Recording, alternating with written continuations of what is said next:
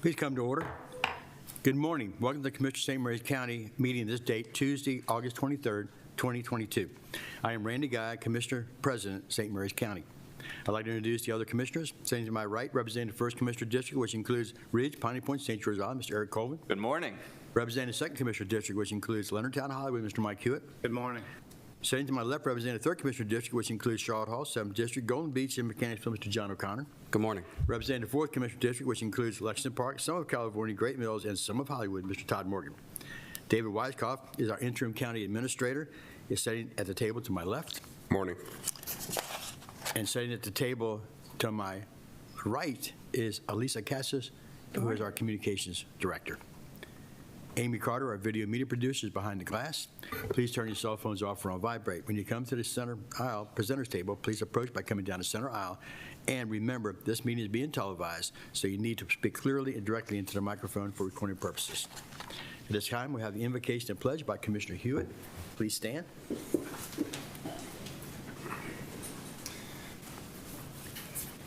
Heavenly Father, we come to you today asking for your guidance, wisdom, and support as we begin this meeting. Help us to engage in meaningful discussion, allow us to grow closer as a group, and to nurture the bonds of our community. In your name, amen. Amen. Join me in the pledge.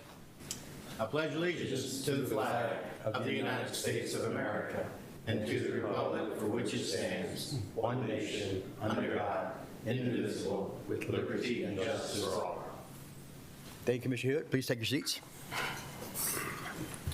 At this time, I need the approval of the consent agenda. So moved. Second.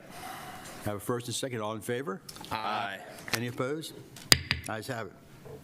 At this time, we have a proclamation for Women's Equality Day 2022. Please, representatives from the Commission for Women, please come forward.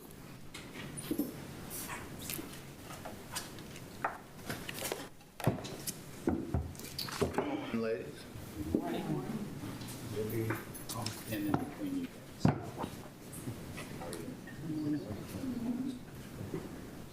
A couple more commissioners coming. How you doing today? How are you? Good, good, good. How you doing today? Great, how are you? Make down just a little bit. I'm gonna get that.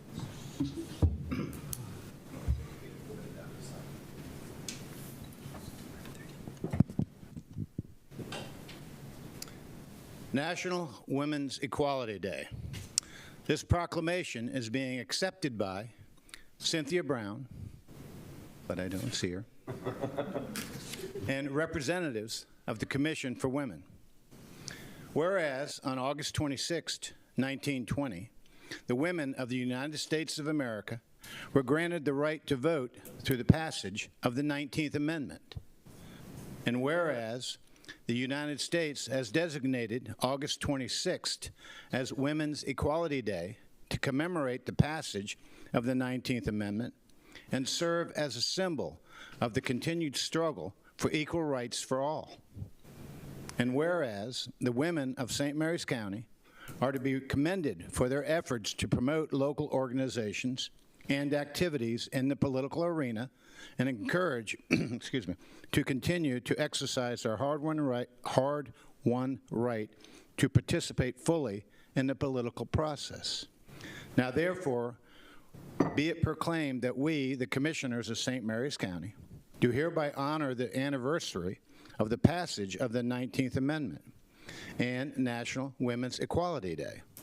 We call upon the people of St. Mary's County to take a moment to acknowledge that milestone and to continue striving for global equal rights.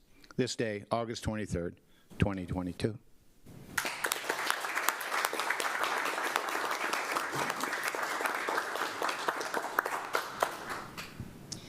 First, I want to thank the commissioners for bringing this issue, which is so important to women, out. I happen to believe that women are equal, but in this day and age, in reality, and under the law, it is still a work in progress. In 1972, only 50 years ago, the Equal Rights Amendment was proposed by Congress and sent to the states to ratify. This proposed amendment says, equality of rights under the law shall not be denied or abridged by the United States or by any state on account of sex. It is needed now more than ever as women's rights are eroding as we speak. We need to take this right to vote and exercise it to elect persons who will represent everybody's rights: men, women, Black, brown, white, Indigenous, and Asian. Voting matters.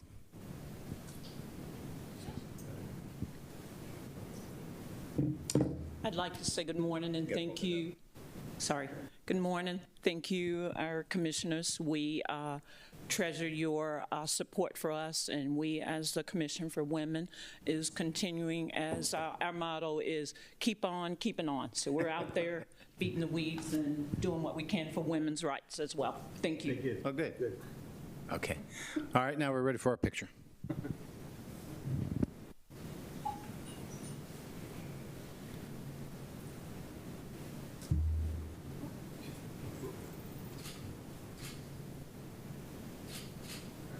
Thank you. Thank you, ladies.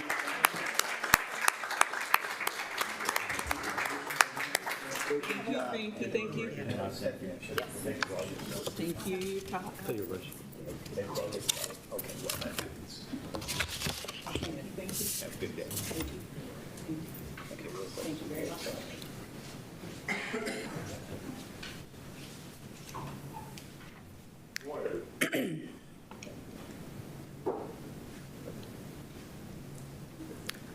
Good morning, everyone.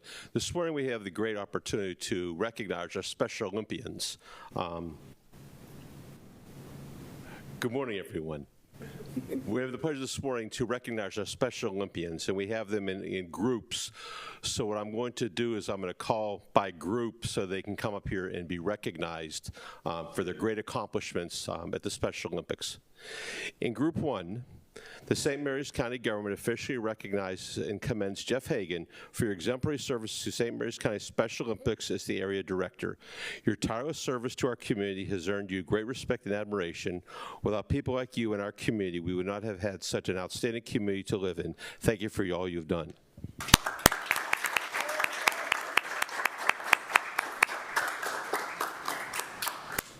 Now I'm going to do better and get with the program. How's that? So this is Jeff. You can have a few words. I just want to thank everybody for the opportunity to help these athletes reach their goals. And they did this summer in Orlando. Thank you very much. Hold on a second. That's what you came up here for. They can't get a picture.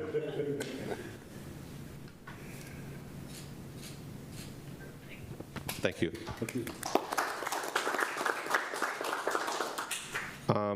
Next, we will recognize Group 3.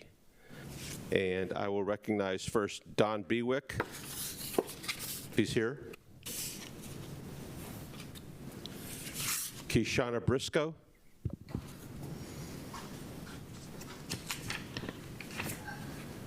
And those who are not present today are Maria Blackstock. Mariah's here. I'm sorry, Mariah, please come up. I apologize. We're going to put you right over there so we can have all that color in Excited. Keshana Holt is not here, and Michael Nonggang is not here. So,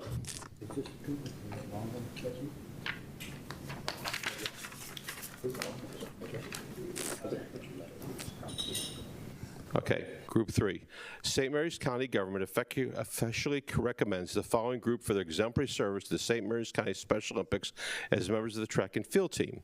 Their tireless service to our community has earned them great respect and admiration.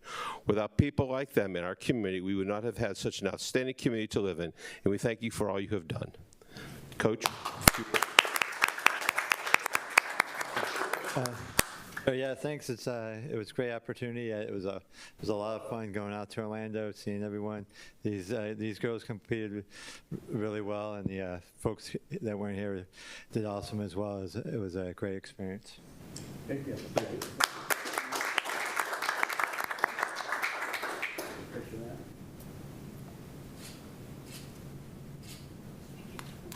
Thank you all very much.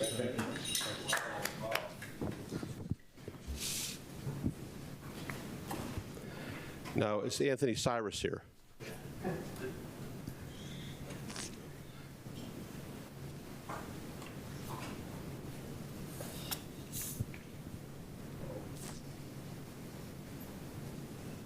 You're limping.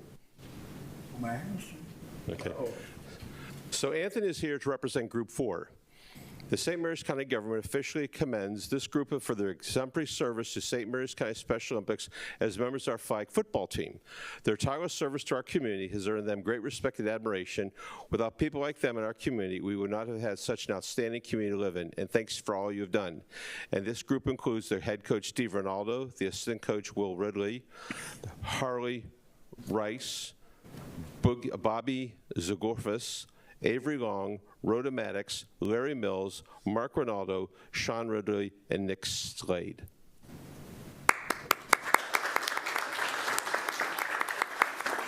Great job.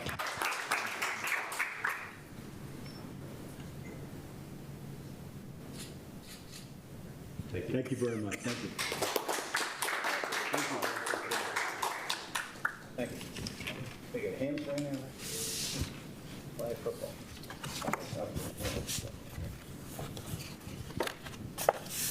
And Group 5, we recognize Joseph Williams, Corey Woodland, and Keegan Zimmerman. Come on up. Joe Quaid. Who? Joe Quaid. Joe Quaid, please. I'm sorry.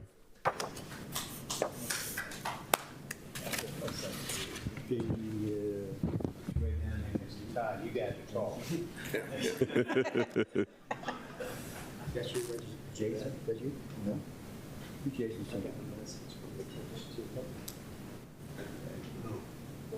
Okay, that's you. This is and who's Joe Quaid? That's you. Now let me slide between two. How's that? Thank you.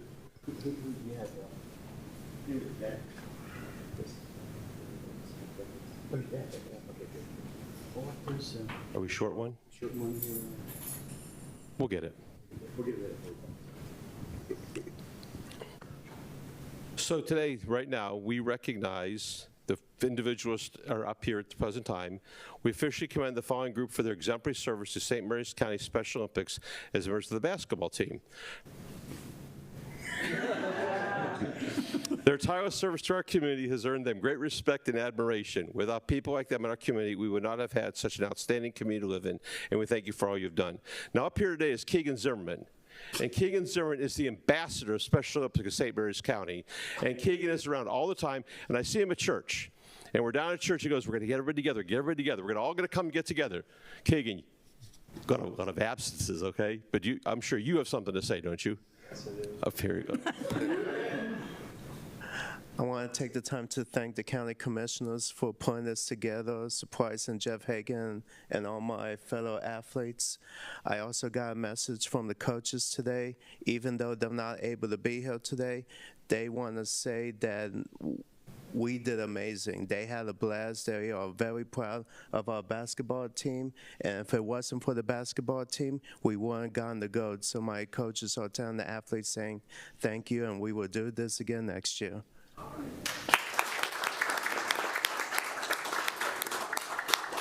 Hey, else want to talk? You want to talk? You sure? Well, give me a chance, man. Give me a chance. Okay. I want to thank this basketball team. Play hard out there in Florida. We did our job. We did what we were supposed to do, and we worked good as a team. Great. That's great. Everybody smile.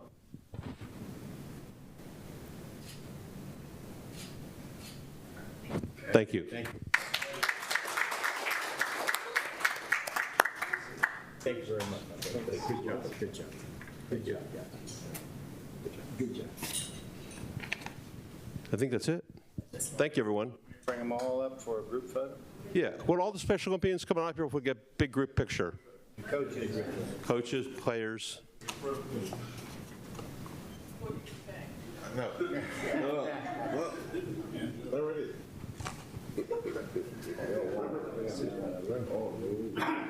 Come over here and I'll stand in front of Corey.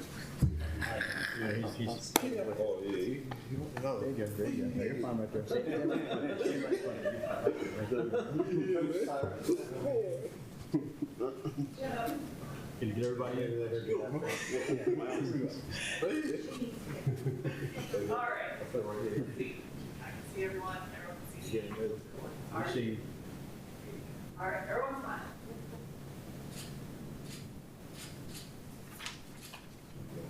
All right, thank you. Thanks, everybody.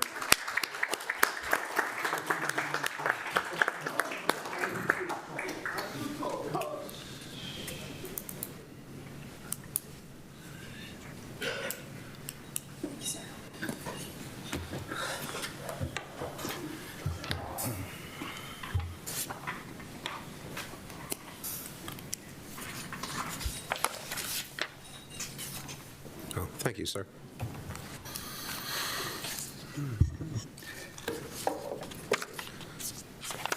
Okay, next thing on our main agenda item here now is the Department of Land Use and Growth Management decision, proposed cannabis ordinance. Mr. Bill Hunt, Director of Land Use and Growth Management, and Mr. John Hauser, Assistant County Attorney. Welcome, gentlemen. Thank you, sir. Good morning, President Guy, Commissioners, Mr. Weiskopf. The appearances for the decision on the ordinance for medical cannabis growing, processing, and distribution. The proposed ordinance was reviewed by the Planning Commission at a public hearing on May 9th of this year. The Planning Commission voted to continue the public hearing until June 6th. At the June 6th meeting, the Planning Commission unanimously recommended approval of this ordinance by the Commissioners of St. Mary's County. You Commissioners held your public hearing on July 26th, and that's what brings us to this position today. Thank you. And Commissioners, this morning I don't have anything additional to add. We presented on this a few times by now. It would be substantially the same. Only thing I would point out is that we did prepare a summary of the comments made at the July 26th public hearing, summarized what each member of the public who came up to offer testimony said and offered a response to what they said, more information where it could be provided, clarifications where we could if a question was posed. So I would just direct the Commissioner's attention to that document as well, which is in the materials. Right. And other than that, just available for any questions which the board might have for us this morning. Okay, too quick, go ahead. Well, only question I've got is right now this only applies to medical cannabis growing, and there is a chance that the state will approve recreational cannabis growing this coming fall. So at that point in time, what would our actions be if we do not modify this right now? Well, as Mr. Hauser said, I believe at the public hearing or in introduction to the public hearing, is that we would wait and see just what provisions need to be amended or added in a new ordinance to comply with what the state comes back with this fall, if in fact they do legalize recreational cannabis. Okay. At the present time, it's my understanding that that hasn't been solidified at the Annapolis level at this present time. And if I could expand briefly, the rationale I provide, and I could give reasons for, I could give reasons against drawing something that's more forward-looking than right now is. But one of the reasons the decision was made when the very first draft was prepared and put in front of the Planning Commission to keep it to medical cannabis for right now is that this is the industry we know. If recreational adult use cannabis does pass in the referendum this November, there would still probably be a year, upwards of a year perhaps, of drawing regulations and setting the parameters for that by the General Assembly. And this amendment as written fits the industry as it exists today with its proclivity for large buildings, limited licenses. That may or may not be the licensing structure we see in the future. Something else to keep in mind that at least 2 times this has come up previously, I've always thought about 5 minutes after the fact and then never elaborated upon, is that Section 50.2 of the Comprehensive Zoning Ordinance governs the interpretation of new uses or uses that may not squarely or fairly fit within any of the existing 129 or plus use types we have. What the provision says is that the planning director can make the determination that if a proposed use is quote unquote substantially similar to an existing use, that proposed use will just be fit under that existing use type. The other alternative the planning director has is that he doesn't feel one of the use types fits, that it isn't substantially similar to what the new use would be, that he's determined that it will not be permitted in any zoning district until a regulation or a text amendment is adopted by the commissioners, providing for how we take care of that novel use. So that is, if this text amendment passes in its current form today, and recreational cannabis continues to be unmentioned in it, one of those two avenues is how it would be taken up at the time, unless, again, as we promised, we stay on top of it, and additional text amendment or additional ordinances are passed in the future to fill in any gaps that legalization of recreational might leave us. Very good. I promised to be brief. I don't know how well I delivered on that. That was good. So with that being said, I think one of the things I'm looking at overall in this entire process is we identified some strengths, but mostly a lot of weaknesses within the process that we went through with this. So what I'd like to do, similar to the Zucker report that we had, is do an independent audit of this process, establish it from an external point of view. This way we can identify any future weaknesses when the next legalization comes up. So what I'm hoping for is to get some consensus from the commissioners to have that done, set out a blueprint for this type of process in the future, so it's formalized independently, similar to the Zucker report, so we can apply it. So I'm hoping that we can get that from the commissioners, give staff direction to formalize that in some sort of blueprint. How would you propose to do that? I think we could, well, with the Zucker report, we went and we contracted out for the firm to analyze the entire process, the comprehensive zoning ordinance. I think in the same aspect of this, I think we may be able to do the same thing, make it an addition possibly to the Zucker report, have it reanalyzed, allocate some funding, have staff identify a agency that could go ahead and do that, and then tie it into the CZO at the same time. My concern is we've done very few things to implement Zucker report so far. Right. So if we're going to do another study and add it to the Zucker report, you and I'll be gone. So I would ask the commissioners who have an opportunity to come back again how they would think about this. Well, I think what we've learned from this is that this was a new use come down from Annapolis that we should have probably had a little bit more hands-on when we determined where it was going and how it was going to be implemented. And we've learned from the community that there was people very unhappy about it. And with that said, hopefully the lesson we learn going forward is that when we have something new come into our comprehensive plan that has to be outside of the usual comprehensive plan update, that we can, in fact, maybe get more input prior to it just being installed and us kind of getting blindsided by it. That's this commissioner's biggest issue, is I've been blindsided. But let me ask you, Mr. Hauser, this amendment, I want to know if it does two things. Anybody who does not have a building permit already approved will be subject to this amendment. Generally, that would be correct. This is written to take effect today. That's correct. Secondly, there will be no grandfathering involved as far as, I don't see how grandfathering could be involved. But I just want to make it sure to our planning, or land use staff, that once this is put into regulation, anything that hasn't been permitted will need to be required to go by this amendment.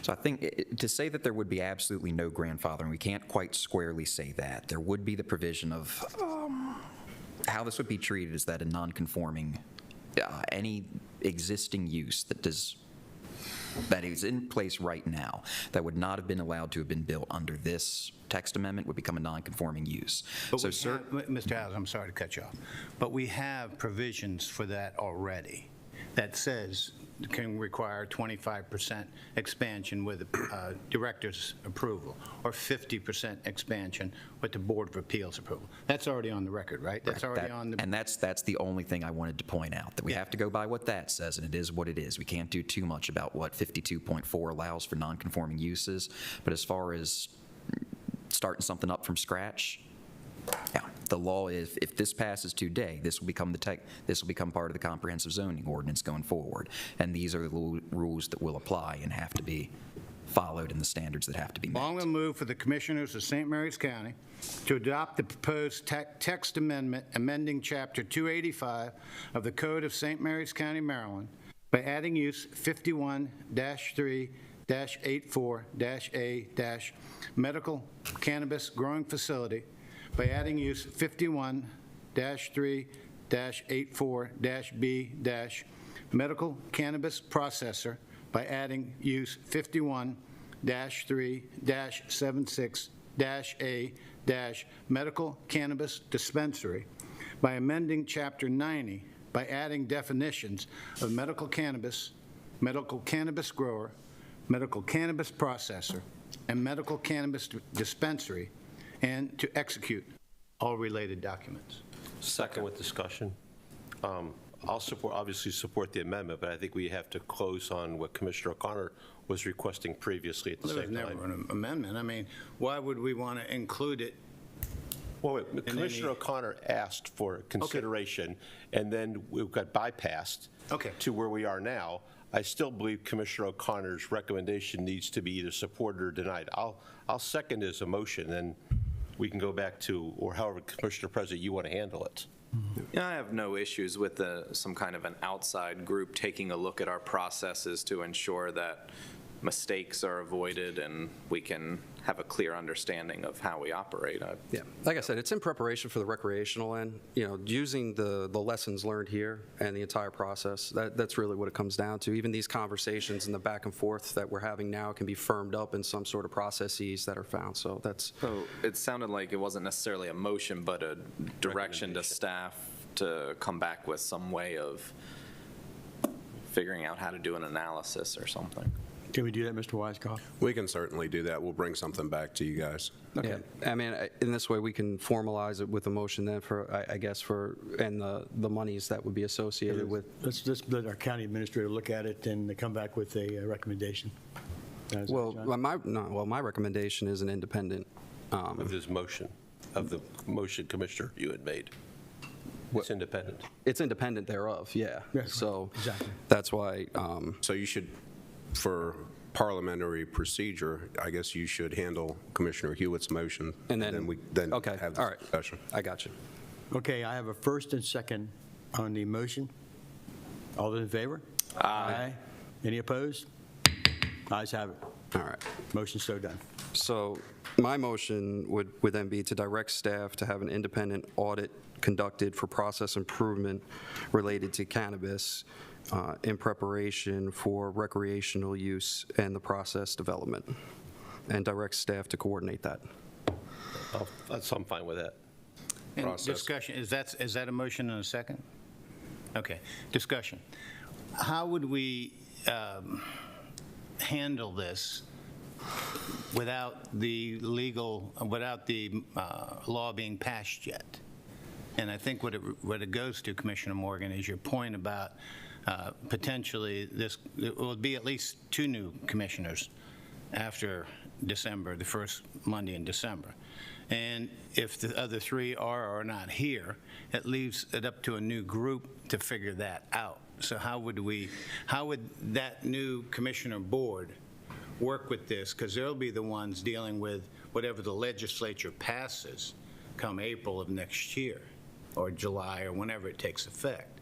So what would mechanism? I think if I understand what Commissioner O'Connor is requesting is simply to examine our processes, regardless of what happens with the law and whatever Annapolis does in its next session or 2.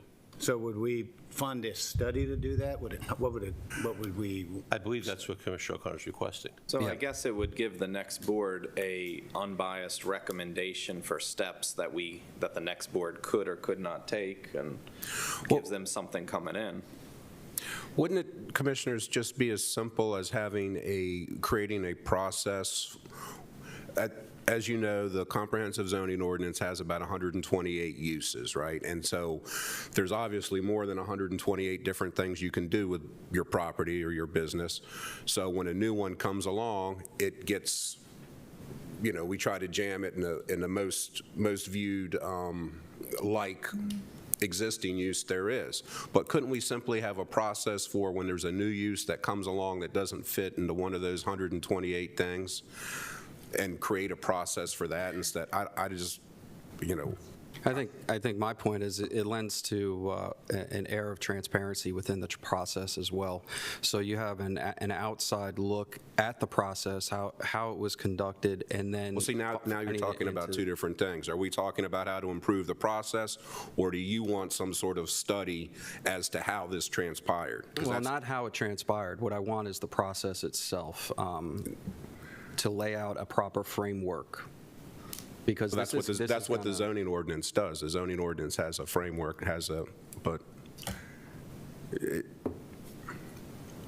we can review it, we can come back to you, but I kind of don't understand what you guys are asking. Why don't we come back to it? Well, it's process improvement. So we did it with the Zucker report, the CZO, everything falls into the Zucker report, but then we found out there was deficiencies within the process, so we addressed those certain deficiencies. Okay. So that's what I'm looking for here, is because when the recreational comes up, it's going to be full bore. So, and we don't know what the licensing is going to do. So if we have a process that is established, that's in place, that examines what we already went through, then there's something that's there to follow. And I think regardless of what commissioners are sitting here, the residents are still going to be living here. So I think that's the long term. So as long as something can be looked at, examined, move forward, I think it's at least worth taking a look at. Yeah, and I worry about what it's going to cost us. I mean, we're going to spend money on this type of thing to be done, and I'm not in favor of that. At least not until I see what the legislature comes out with and what we're dealing with, and if it's even necessary to be done. I don't want to spend money on a consultant or a report without knowing what the final law is. Let's just come back to it later. Well, you got a motion in a second. Well, I think the motion is flexible enough that it gives staff the authority to come back to us with recommendations on how to proceed with the study. That's pretty much it, yeah. I think we've already pretty much set precedent by voting right now. We've already voted in the text amendment for medical marijuana. And it would probably be a simple process if this law passes on 8 November. We don't know exactly what the whole process now is going to be, but we got a pretty good idea. We can be proactive and immediately go into changing this to also recreational. Would that be a likely thing to happen? I would think so. The only hesitancy in my mind that comes up that would recreational marijuana meaningfully differ from medical marijuana is this idea that we have a very limited set of licenses. We have, because of that, a tendency for larger producers, and that means these buildings take on a certain character, and these functions have a certain impact, that if the licensing structure is changed so that you have much more licenses and caps on the size of these buildings or ownership, you could see a different nature of buildings coming in. That's in my mind, the only thing I'm braced for. And I personally, based on the read and what other states seem to be doing, think that is less likely to be what happens, but there's a chance of it. There was a push for that in the legislative session this year that failed, but there was still advocates for it up in Annapolis. But I think it does just happen. In Annapolis, they advocated for this, but then, of course, they couldn't get quite the votes, so they said, let's put it on a forum and let the people vote on it. Correct. They feel very positive up there that this is going to pass.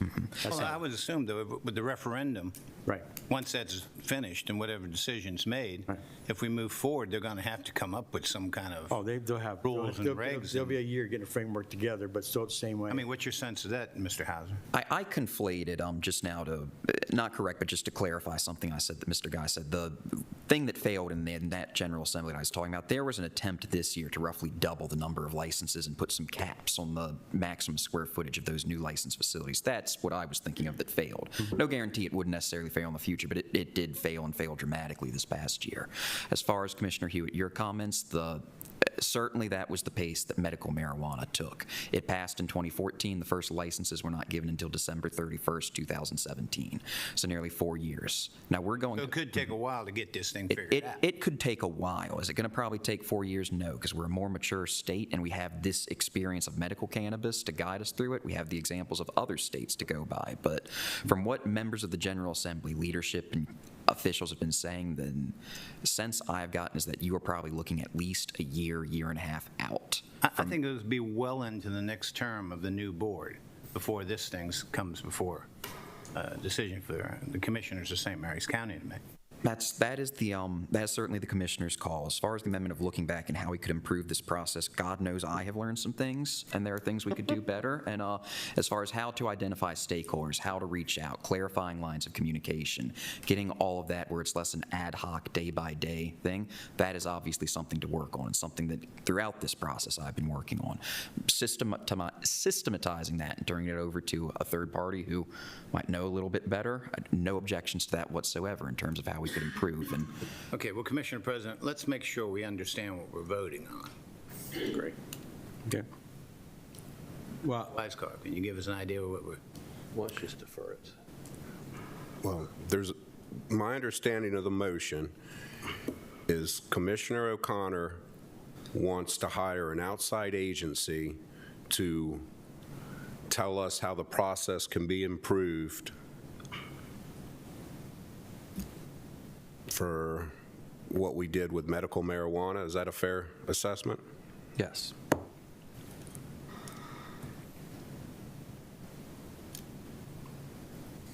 any questions on that? I think we know what happened with medical marijuana. Lord knows we got our... We've learned our lessons on that, no doubt. We got to learn our lessons on that.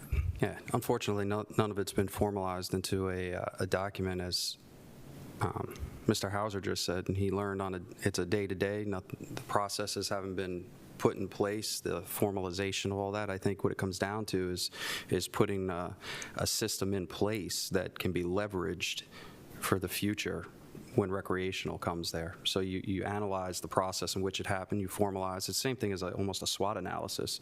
I mean, it really takes all of that, puts it together, and formalizes a process that can be leveraged in the future by land use growth management, the county attorney's office, and even those that are sitting here. So that's basically what it comes down to. You know, because there's so many different entities that tie into this. You lose the corporate knowledge. If Mr. Hauser leaves, you know, well, he was leading this charge, so who has all that corporate knowledge that goes with him, right? So you don't have all that put together. If Mr. Hunt decides to go someplace else, you lose that corporate knowledge. What I'm looking for is that process to be formalized on how the best way to proceed is. This way you're not looking at it for the recreational end of things. And Lord knows if more licenses come up or they change a type of use in the future, which they easily could, based on a lot of things, you have some framework to go on. You know, I think my motion is for staff to, I'm not asking for an allocation of money now, but directing staff to go ahead and find a way to accomplish that. Anything else? So we have a motion by Commissioner O'Connor. Do we have a second on that? I made a second previously. Okay, second. Well, do we have a vote? Let's have a roll call vote. We'll start with Commissioner Hewitt. No. Yes. No. Yes. Yes. Motion carries.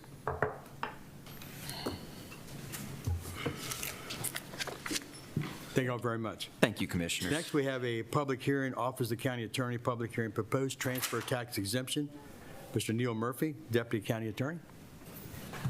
Good morning, Welcome, everyone. Mr. Murphy. How you doing? I'm doing lovely. How are you? Okay.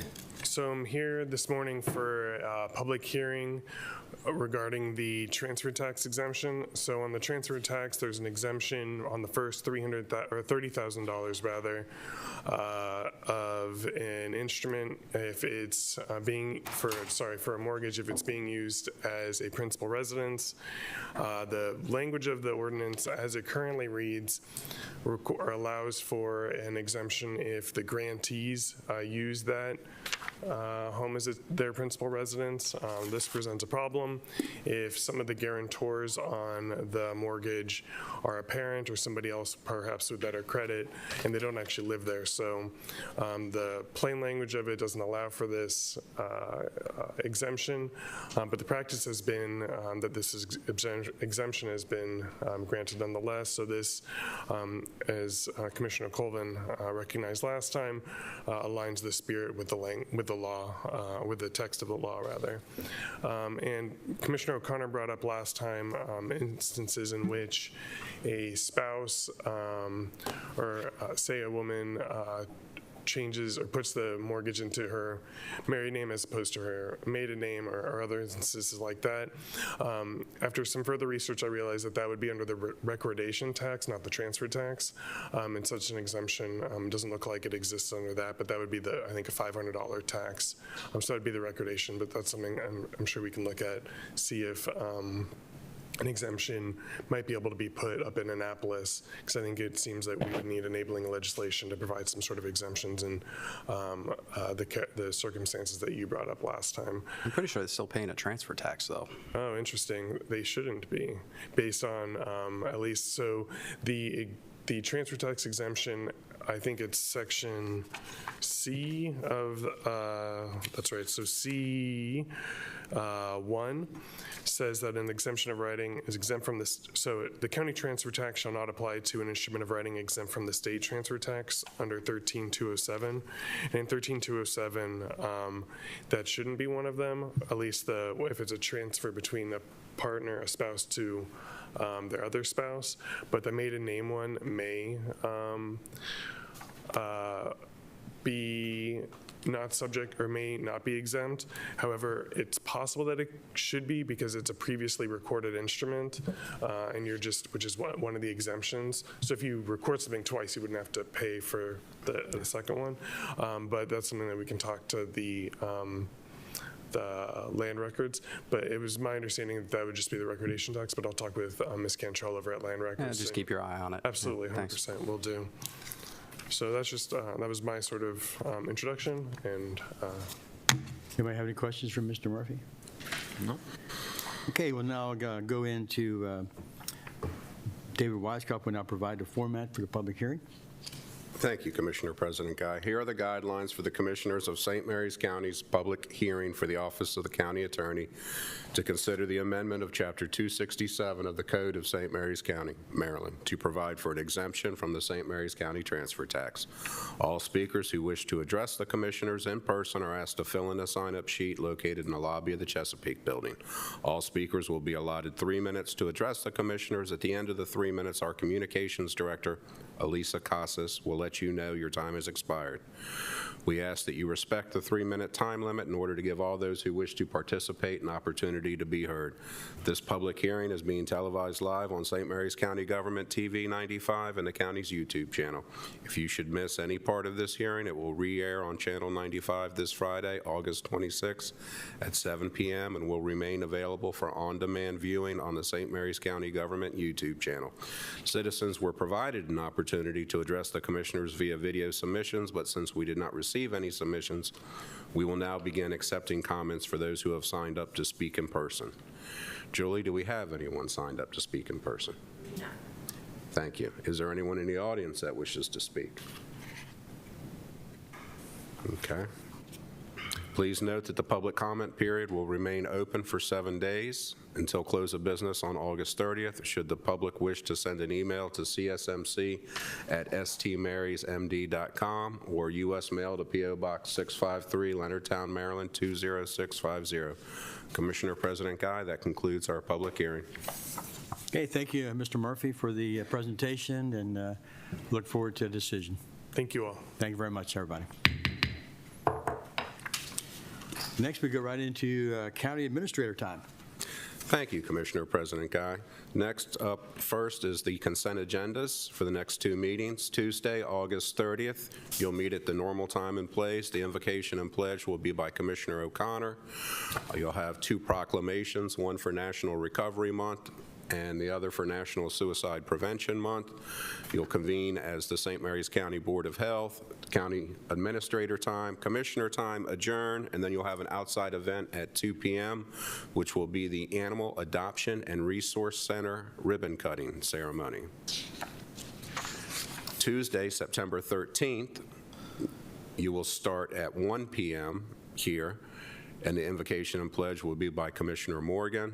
You'll have 2 proclamations, one for Forget-Me-Not Month, the second for Hispanic Heritage Month, and then you'll have a decision for the proposed St. Mary's County transfer tax exemption, followed by County Administrator time, and then Commissioner time.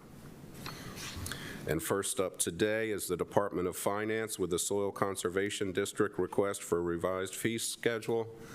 I see Mr. Cooper, Mr. Young, and our CFO, Jeanette Cudmore. Good morning, Commissioners. Good morning. I have here with me today, I have Mr. Robert Cooper, the Chairman of the Soil Conservation, and Bruce Young, the District Manager, to discuss their request for revised fee schedule. Gentlemen? Bruce. Good morning, Commissioners. Good morning. What you have before you is a request for the Board of County Commissioners to allow the Soil Conservation District to increase our erosion and sediment control fees. The fees themselves are charged to any of the urban development processes that go on through St. Mary's County. The fees are used to run our erosion and sediment control program. They pay for staff, they pay for benefits for staff. These staff are Soil Conservation District employees. They are not State of Maryland federal or county employees. They work directly for the board of the St. Mary's Soil Conservation District. So that's what those fees generate the funds so that we can run our program here in St. Mary's County. The last time the fees were raised were 4 years ago. That was a nominal increase to overcome some shortcomings that we've had as far as income to run our program. As you can see in some of the supporting documentation that we submitted to the Board of County Commissioners, some of our processes have never had fees associated with them. We are finding that we're using increasingly more time to process exemptions, standard plans, and other processes that we have for E&S that use a lot of our staff time, and we need to start accounting for that and being able to get compensated for the time that goes into it. We believe that our fees are nominal. As you can see, total fees that we hope to generate are in the range of about $242,000 over the course of a fiscal year. That provides support for full-time program manager, our erosion and sediment control specialist, as well as administrative staff support, and also for my position within the Soil Conservation District for the signatory and the approval of all the plans and processes that go on. We do propose to replace one vehicle. We have a 2008 vehicle that, although it doesn't have real high mileage, we are finding that we have increasingly more expenses for repair and maintenance on it. So it is something that we would like to replace sometime in the near future. Again, all of these fees covering for that includes the fuel for the vehicles, insurance that we have to pay, licensing tags, titles, and everything else. So again, the total expenditure that we anticipate is about $242,000, which is roughly about the same that we would see coming into the Soil Conservation District by the revised fee schedule that is proposed. And we did do a comparison. You can see where we have the income from our E&S program over the last 2 fiscal years and our expenses, which shows that our expenses stripped or outweighed our income coming in. As I expressed to Commissioner Guy, I think is when I saw him a month or so ago, our payroll account is getting very low. So this is something we had to jump on now so that we could start looking at trying to get some additional revenue in to cover our expenses for the program. So Bruce and Bob, if I understand this correctly, we can either vote to do this or it goes in, we can either vote to support this or become implemented by itself in 90 days. So either way, the fees are going to go up. In essence, that is correct, Commissioner Morgan. The way the regulations are drafted, once we submit our final proposal to the governing board within the county, that board can approve the fee system, which would allow us to incorporate it within the 90-day period. You could provide funding outside of us raising the fees to match what our anticipated additional revenue is, or else you take no action or you don't do anything, and basically on the 91st day, our fees can go up. Right, so the additional funds that you could request in lieu of the fee increasing is $85,000. Correct. Right, And they'll come out of our reserves. yes. So you pay me now. Tell me, if we deny this increase, then you don't get it, or you get it anyway? They get it anyways at 91 days. Okay, I guess I read that already. I know the answer to my question. I just wanted to hear it from Mr. Young. The denial does kick into a couple different things as far as the process is, because with the issuance of our fee structure and everything, we would have to then find another means or method to generate that revenue, and that would be coming to the Board of County Commissioners to look at doing that. Well, tell me, don't we already pay you or pay the employees over there, or? You pay part of my salary. You also pay part of the salary for an administrative aide. Our program manager, our erosion and sediment control specialist, and a portion of my salary all is also compensated through these fees that we charge for the erosion and sediment control program. Okay, well, when I was looking through your fees here, I see some big jumps, you know, 0 to $75, 35 to 100, 0 to 150. You know, 250 to 500, 100 to 200. I mean, there's some big jumps here. And then when I look at your anticipated expenses, you talk about salaries and benefits for current staff. Correct. Now, you talk about that being $165,000. That's not you, is that you? No. So that's when you say current staff, who is that? Jane Sanders. No, don't do it that way. Okay. Tell me who are the people. Our E&S specialist, our program manager, part of my salary, and part of an administrative aide. Okay, are you adding any additional staff position? No. Okay, so you're saying this $165,000 will be the increases that will happen due to what, steps increases or something like that? That is the total salary requirement that we need for the existing staff based on the current pay grade and scale that our staff is at. Okay, you also talk about $50,000 for a replacement vehicle. Correct. I think it's reasonable to assume that once you get that vehicle, you won't have that expense next year. So would someone expect these fees to go down? Because once the fees have been implemented to buy the vehicle's been purchased, that expense is no longer there. That is correct. We would anticipate that with increased salaries and benefits of staff that we have over the years, that would then make up for that. Right now, we are in a deficit situation where we've been expending more funds than we have been bringing in as part of the program. Now, I don't want to use the term recoup some of that, but we have no fund balance whatsoever as far as our salary and benefits right now. So should the public expect these fees, once they're installed, to just be the new norm? The new norm, we are allowed to come back each year to evaluate our fees, to increase them as needed to run the program. The regulations require that we cannot charge more than what is necessary to run the program. Okay, so if we find that we have more revenue coming in than what we need for the program, certainly there would be an opportunity to roll back some of those fees. Yeah, it's called lowering the taxes. Well, I think to Commissioner Hewitt's point, then the vehicle purchase would leave an increase that would normally have to be lowered. So isn't there a way that we couldn't, through the normal budget process, get a vehicle through the exempt financing and work out a repayment so the overall cost can lower the fees in the long term? Right, well, this year in the 23 and even in the past year, you used your fund balance for vehicles. So we currently don't have an exempt financing program in place, right, or it could be part of the 24 budget. Right.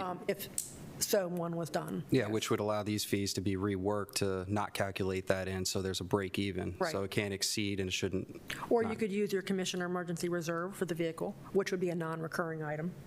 And then you 'Cause wouldn't have to worry about it in the current budget or future. These are significant jumps. When you're going from $0 to $150 or even $0 to $75, some $250 to $500, that's quite significant. If there's a way to lower that impact now, then I think that would be good, or even if there's a way to phase in that process where these, I guess the phase-in would come from the fees being able to be lowered now from the Right. purchase of a vehicle. Or you could provide funding of the $85,000 now, and then, so that if they needed more revenue for next year, they would come back even through the budget cycle or outside. So that's hitting on my concerns. I understand you all do great work. You do important work over there. But any other fee increase that we have has a public hearing along with it so that people have a chance to weigh in.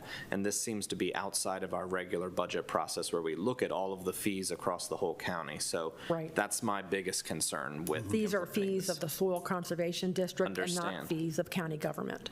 Yeah, but still, still it doesn't matter. It still could be time. It's a timing issue because this could have been brought up during the budget process when we were doing all of this, because it would have been a great time to consider a vehicle. At our public hearing. Correct. Yes. Just because, but not on top. All on top of that, if the vehicle was aging like that, it would have been a perfect time to get a vehicle.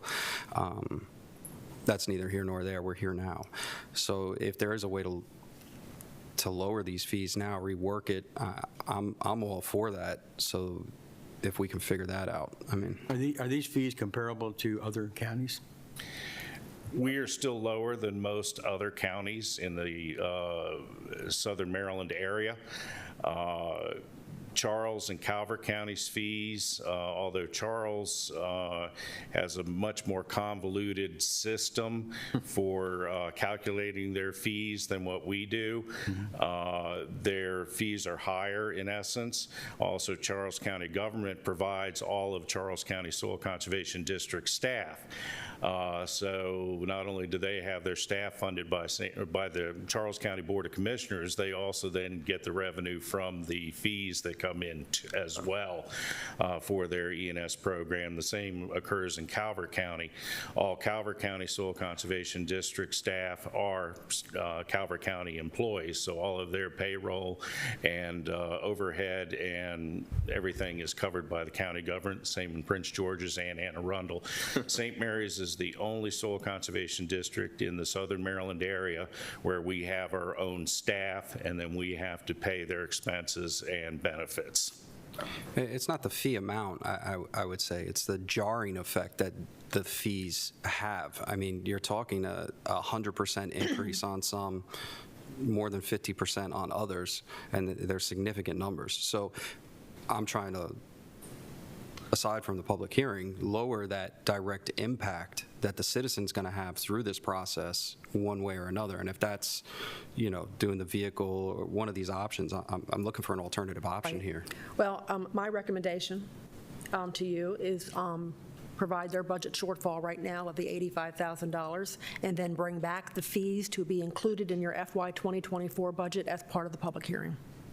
And leave the fees alone. That's an idea. Yeah, I like that. I And like take that. the $85,000 out of your commissioner's emergency reserve. That'll take care of their shortfall. And then their fees will not go up. And then the fees can come back in the FY 2024 budget cycle and be part of your public hearing. Would that work for you all? That is perfectly fine, but I'm not going to speak for Chairman Cooper. Sounds like a plan. Now, what we want to make sure is the legalities on this. What exactly, since it's been presented to the governing board, what do we need to do in order to make sure this doesn't go into effect in 90 days? We'll have to take a look at that. That's not something I'm familiar with, but we'll speak with Mr. Young about, there must be a way that we can rescind what you've requested, right? It looks like point By the way the regulations are written, if you provide the shortfall to the Right. Soil Conservation District, then you have in essence mitigated the fact that we've asked for a fee You've addressed, increase. right, they've addressed it if you do it that So way. they've addressed it by doing it 85,000. You can just change your motion. Overall, that's great too, because you'll be able to provide a greater justification for the fee increases versus just what we're seeing here. Right. I think that's solid. Thank you. And Commissioner O'Connor, just to clarify on some of that, some of these fees, the reason that we see a significant jump is because we have never charged fees for them before. Yes, yeah, I saw that $0 to $75. No, 100%. I understand that, but you know, that's like hitting the accelerator. You know, it's. And we're trying to spread the fees over the entire cross-section of what we do as part of our erosion and sediment control program. We could have tied it directly just to, say, our engineered erosion and sediment controls, but then we would have been just hitting one sector of the people that we work with as opposed to everybody. Yeah, I saw what you were doing there. That was actually very well thought out, so I do appreciate that. Will it increase the review time, speed of the review time? Common thing we hear is the time it takes to get things back from agencies. It will not increase our review time, Commissioner Hewitt, but I would think if you look back in the books, St. Mary's Soil Conservation District has some of the fastest review times and responses, getting comments back to our development community and processing permits through our office more so than any other county government agency, and I'll stand by that. So, Ms. Cudmore, you said from the Commissioner's Emergency Reserve? Yes, Commissioner's Emergency Reserve. All right, well, I move to approve the transfer of $85,000 from the Commissioner's Emergency Reserve to the St. Mary's Soil Conservation District Board of Supervisors and the Commissioner present to sign any related documents. Second. And discussion, and that will hold off these increases, or we're still going to get them in 91 days? No, that should hold off for a while. Okay, that's what I'm. until the 2024 We'll see budget. them in the next budget process. And for clarity, to Commissioner Hewitt's point, I'll amend my motion and to withdraw any fee increase requests from the Soil Conservation District. There you go. And Mr. Young can look at the changes for next year's budget if needed. Correct, and when we evaluated these fee increases, we were looking at what was submitted over the last fiscal year. We do not know what the economy is going to do right now out there. We do know with a lot of development, I'm sure you're very familiar, Commissioner Hewitt, with things going on, that building materials are slowing down process, interest rates are going up, development may slow down over the next fiscal year. And again, these fees that we get from the review of erosion and sediment control, our actual amount that we receive in-house for the review and approval of these plans may go down more. And this, again, we were talking about current staff. We're not looking at hiring any additional. And my understanding is the direction from this board is that we will work with Jeanette for the next budget cycle and evaluate based on what's coming in over, I guess, the first 6 months of this fiscal year to see where we'll be at going into the next fiscal year. So this is a win-win for everybody. It keeps our fees lower right now, and it guarantees you all revenue that might not have been coming through. Correct. So And I think you might be prepared for some increase in building coming up. Because believe it or not, St. Mary's County's got a shortage. Well, let's hope so. I just hear from, I've had several pre-construction meetings, and the developers are all concerned about the rising interest rates and whether they can afford to move forward with some of their development currently. And this is also for single-family homes as well. And then the shortage of materials are Yeah, that's the problem, is holding things back right now, yes. Okay. Mr. President, I did make a amendment to my motion. I know Commissioner Morgan seconded. Okay, all right. I just want to make sure. Do we have all that recorded, somebody? Yeah. Yes. Okay. Yes. I have a first and second. All those in favor? Aye. Any opposed? Ayes have it. Thank you all very much. Thank you, Commissioners, and I'll prepare the BA for this and get it to Commissioner President Guy to sign. Okay, thank you. Thank you, Ms. Cudmore. Commissioner Guy, did you get your shirt? I got my shirt. Thank you very much. Thank you. Thank you. Next up is from the Department of Economic Development, the Barnes at Newmarket Contract Services. Mr. Chris Casalemas presenting. Thank you, Mr. Weiskopf. Good morning, Commissioners. Good morning. Morning. Morning. Today, we're asking the Commissioners to take the $25,000 that you've already approved for, it was originally for a farmer's market management entity incentive. They want to use that to hire an on-site part-time contract worker to assist in managing the barns at Newmarket. So just a little background. During the budget process, we presented an essential cost change for $25,000 to incentivize a management entity for the Barnes at New Market. What happened was we originally issued an RFP. We didn't get any bidders. We went out again with $25,000 incentive. We did get one qualified applicant. That applicant backed out kind of at the last minute. So we decided to kind of pump the brakes a little bit and see how the market was going. I think the issue was people, a management entity, they weren't sure how well the market was going to do and whether they wanted to jump into it.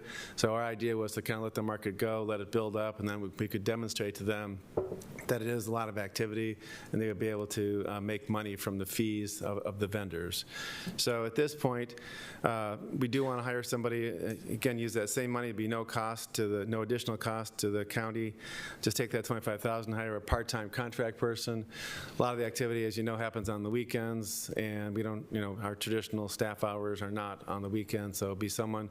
We do have an office in the value-added building. We're going to get that open probably within a month to have Saturday market hours. So this is, again, is to have somebody kind of on site to handle issues as they come up. So tell me, Yeah. this idea of hiring a management company, whether it's part-time, full-time, whatever it comes, is that group think they're going to make money on managing that for us? The original idea, the original RFP was for no-cost transactions, so they would make money on the vendor fees they bring in and also the events. We had put in the original RFP that they would do, I think it was 15 events for the year. They would make money on those events that would take place at the farmers market. So yes, the idea was that if they looked at the numbers and saw the activity and the vendor fees and the events, that they would be able to make money. But the vendor fees come to the county, right? Well, in this case, we would turn them back to them. So it would be to them that they would collect the vendor fees in order to pay for their expenses, to have a management company, have people on site to handle issues, really manage that site for us. Okay, I'm confused. Yeah. So what we're doing now is we're providing space for residents to show up and buy farm produce, whatever's going on there, which is a good thing. Right. Okay? Got them off the corner, library, it's a good thing. But what we're doing is we're going to have a company that's actually going to make money on managing that county facility. In order for us to manage that facility appropriately, we felt that a management entity overseeing that would, and it could be a nonprofit, could be an agency that kind of breaks even. Down at the homegrown market, we have an LLC that runs that. They collect the fees, they manage that market. The county does not get those fees, and they make sure they cover their expenses. Is it a not-for-profit or nonprofit? Well, they're actually an LLC. I don't think they make money, but they could make money. Does that make sense that we would put something together that a group would make money on what we've put out, taxpayer money is put out, and these people make the money off of it? Well, the alternative is to hire a county employee or do a contract for somebody to do that. And that we felt that it would be, again, it was going to be a no cost for the county to do the management entity. But if we hire like a county employee, then we've got those expenses. So this management company, they would pay the utilities if there's any, they would pay any additional labor, any additional help that they would hire? Correct. So again, and we're going to reissue the RFP in the spring for a management entity, and we can bring that back to you for a discussion if you want to know what the components are before we reissue that. At this point, we kind of feel like we're a little bit of in a bind, and we need some help, some on-site help. Those issues come up all the time, like, hey, there's no toilet paper in the restroom or whatever, so we have to go out there and run back and forth to do that. So we wanted to make sure there's somebody on site. If issues come up, whatever the situation is, we could have a contract person on site to handle those issues. I mean, an hourly employee. We could have, I think that the recommendation typically from county administrator and finance is to hire a part-time contract worker, not a county employee. And I don't know if I'm getting those terms correct. Like an hourly employee? Yeah, like an hourly employee, I guess. Okay. I mean, if we did the hourly employee, would we have the ability to collect, we have the infrastructure in place, and I think we do, to collect the fees and the paperwork that's there through economic development for the leases?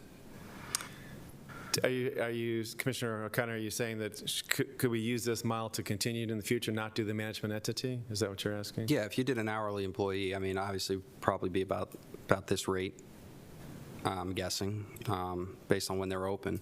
But do you have the infrastructure in place to have somebody sign the leases and collect the rent and everything that's already there? They would just send the county the check. I mean, you're already doing it now, so. Yeah, we could do that. I don't know. I mean, we could handle it in-house. I mean, our idea, again, was to do a separate management entity who could really think about this full-time. And like I say, I think the events are a big portion of what we were thinking what could happen at this site. Saturday, you could have music, you could have food, whatever, vegetable festival, cooking thing, whatever. Have a lot of people come there. They could handle that whole thing. I think to have it done in-house, we could do it, I think, but we felt that if it's no cost to the county and we could have someone who's kind of been in this business, because the other thing is it's a little bit of a learning curve to manage something like this. We were looking for entities that would have experience in managing some kind of farmer's market or some kind of entity like this. That's why we had that, we did have that one qualified consultant who was kind of in this business before. Well, commissioners, why don't you let us study that part, I think, and come back to you on that, right? Because there's things, we can look at the cost-benefit analysis, see if a full-time employee can do it, what the pros and cons are of that, what the pros and cons are of hiring an outside consultant. But just for the time being, what Mr. Castellanos is asking for is just a part-time employee to help with some, on-site problems that are arising. But we can come back to you with the bigger picture. Well, I mean, I think now we don't have anybody in place. I like where you're going with that for the overall analysis, but for this portion, the $25,000 has been allocated, and I think what you're trying to do is get somebody in there. Is it like a one-year contract, basically? Just through the end of the fiscal year at this point. Okay, so would that give you enough time to facilitate everything to have within the normal budget process for the next board? So if you had this approved, those that are sitting here could formulate the budget based on what your recommendations would be? Yes, Commissioner O'Connor, like County Administrator Weiskopf said, we can come back with an analysis because we weren't planning on doing the RFP till the spring, so we have time to come back to you and say, here are some options. If you want to do it in-house, here's the cost, here's the pros and cons. If you want to do a management entity, here's the cost, here's the pro cons. We would come back to that analysis and you can make a decision how you want to proceed. Okay. All right, Ms. Castellanos, help me understand this a little bit better. So, we have this thing open on a Saturday or whatever day. I've been up there, and it's been very busy. So you're talking here about making on-site decisions. Now, first I'd ask you, and don't answer yet, I'd ask you what kind of on-site decisions will be made, and secondly, I would ask you, so something's happened. So let's say there's been an accident, or someone's run into the building, or something's happened. What happens now? Who do we go to? We say, well, we got to call who? Well, and we haven't had, I mean, this isn't just for emergency situations, also for just kind of what's happening on the market and is there a better way to organize things. But what's happening now is, hey, Donna. Donna Sasser's up here. What happens now is maybe one of the Amish folks will give Donna a call and say, hey, Donna, we have a little bit of a situation here. Can you help us out? Whatever's happening. And Donna will run down there, whether it be, Saturday, whatever day it is. And the market is supposed to be open 6 days a week. So it is a kind of a full-time market situation. We're not quite to that point yet. But we're going to have 2 buildings. There's going to be a lot going on, a lot of activity. And just to have an entity who is there on site, can see what's happening, can make decisions about where vendors are, what in case situations come up, just kind of resolve issues, and just make sure that we're not, right now we tend to be a little more reactive. Since we're not there, we can't see problems as they might come up, and we get the call, oh, this is what happened. Our feeling is that if we have somebody who was on site, seeing what was going on, we could kind of nip that stuff in the bud, and we wouldn't have to reactive. We could be kind of proactive. I can see this is going to become a situation. For example, one of the Amish vendors was saying that it'd be nice to have a cash machine on site there. An ATM, because they take cash, they don't take credit cards, they don't do the card thing. So maybe we could get, of course we hear about this, but just kind of be thinking about these things. If you sit back, and if you're on site looking at the market every day, you can say, I can see we have a traffic issue. Of course, we know about that. We can see we need maybe some signage over here. I can see that there's some vendors that maybe should be placed in a little bit different position. other types of things like that. I don't know if Donna wants to. You've kind of hit on the main issues that we've had. We jokingly say now in the office that everything revolves around toilet paper. That has been, the bathroom has been the biggest issue, whether it's been the need for toilet paper, the bathroom being stopped up, someone locks, the bathrooms lock at 6 o'clock every evening, that they've locked their cell phone on a Saturday night in the bathroom, and we can't get over how this seems to now be a stop for people to use the restroom, not just for the farmer's market and the trail. It's a very popular bathroom, so we say bathroom, bathroom, bathroom. Parking has been an issue. I have been up there. Saturday's definitely an issue. We need more parking on a Saturday, so probably trying to encourage people on a Saturday to move to the back parking lot, not to try to park up front. I was there one day when there was a little fender bender between people backing out. So again, that was trying to, call the police. We also have people who show up, they were trying to sell dogs, puppies. Puppies. Just out of the blue, thought that they could come and sell puppies, and having to call animal control and the sheriff's department to say, we need these folks removed. So things just happen to pop up, particularly on Saturdays, more than anything that we try to handle. So what you're saying, Ms. Sasser, is that they're calling you? Yes. Mhm. And I take care of it as best I can, but I mean, it's not the same as having someone immediately on site. No, I get that. So it's currently happening, as you explained that. Yeah. Okay. So, and again, there are supply chain issues that we haven't gotten everything that we wanted in the value-added building, but we do want to get that building open, and phasing things of having the produce slow down. After Labor Day, it'll slow down, right. And then looking at focusing on the value-added building. The parking should be less, hopefully, on a Saturday, but then if our holiday markets take off the way we hope they do, we're still going to have it could still have parking issues. Tell me, for the public's information, when you say value-added building, that's going to mean the building the big building there that's currently closed and you can't go in? That's correct. Right. Okay. That's the building that we're still waiting on, things like the 3-compartment sink. They're working on getting the freezer, the box outside. Several of the items, ice machine, a lot of the different components that are supposed to be in the building. Still not ready for opening. They're still waiting for delivery. Okay. But we do plan to open the value-added market on the weekends coming up, probably within a month, I would say. And the value-added will be frozen meats or? Frozen meat. Again, we hope to move the people with alcohol. Anything that you can think of that would benefit from having temperature-controlled facility. Okay. Well, it sounds like what you need this $25,000 for is an immediate impact there while you do the long-range planning, if I'm understanding that. Correct. Is that how you understand? Okay, okay. Again, the $25,000 has already been allocated, just a slight change in the scope for what we put in our ECC. Yeah, I move to approve the change in scope to allow the Department of Economic Development to use the approved $25,000 for contract services to help manage the barns at New Market Farmers Market, and have the Commissioner President sign all the related documents. Second. I have a first and second. All in favor? Aye. Any opposed? Thank you, Ms. Kathleen. Thank you, Don. Commissioners.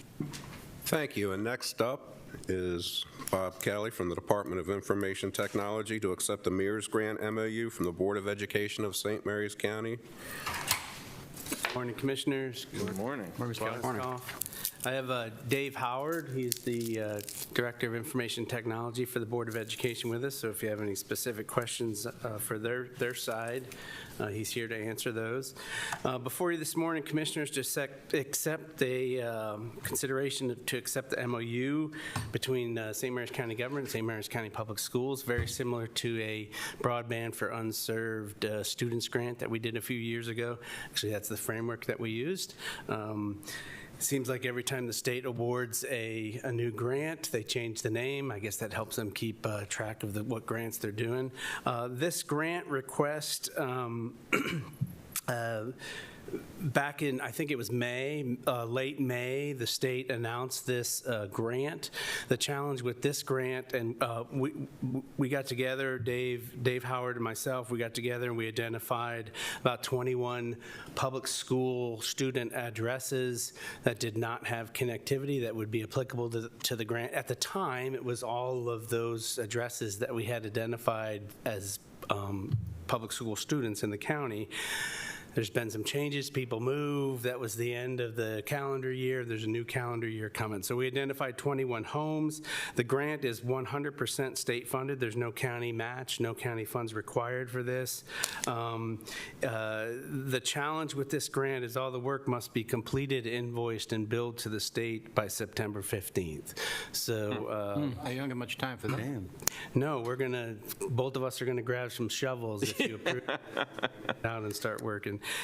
This really just continues a really good partnership and collaboration with the St. Mary's County Public Schools. As you may be aware, this pushes us well over 99% of our public school student addresses being connected in St. Mary's County, and of course helps us overall with the efforts that we're doing broadband wide in the county. And so the focus and the emphasis on the commissioners to make sure that our public school students have access to broadband and internet, 99%. That sounds pretty good. You answered my only question. Sir. So my only question, the MOU reads and the grant application 340,000. Should it be 340,000 or 334?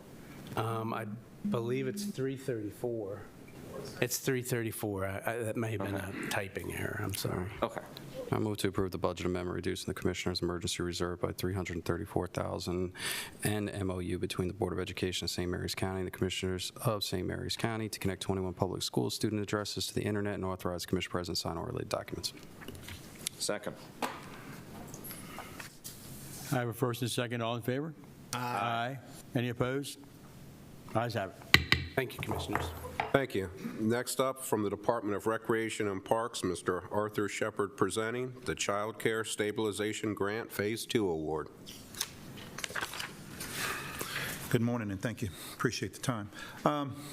This is an award just recently. We had an application put in, and today I want to do an award in another application. This Child Care Stabilization Grant, all in all, is going to bring us $158,000 to help with the operations, the before and after the school-age care center. So today I'm asking for authorization of the award, to accept the award in the amount of $38,915.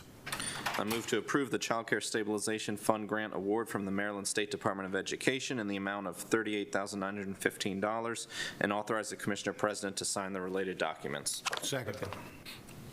I have a first and second. All in favor? Aye. Any opposed? Ayes have it.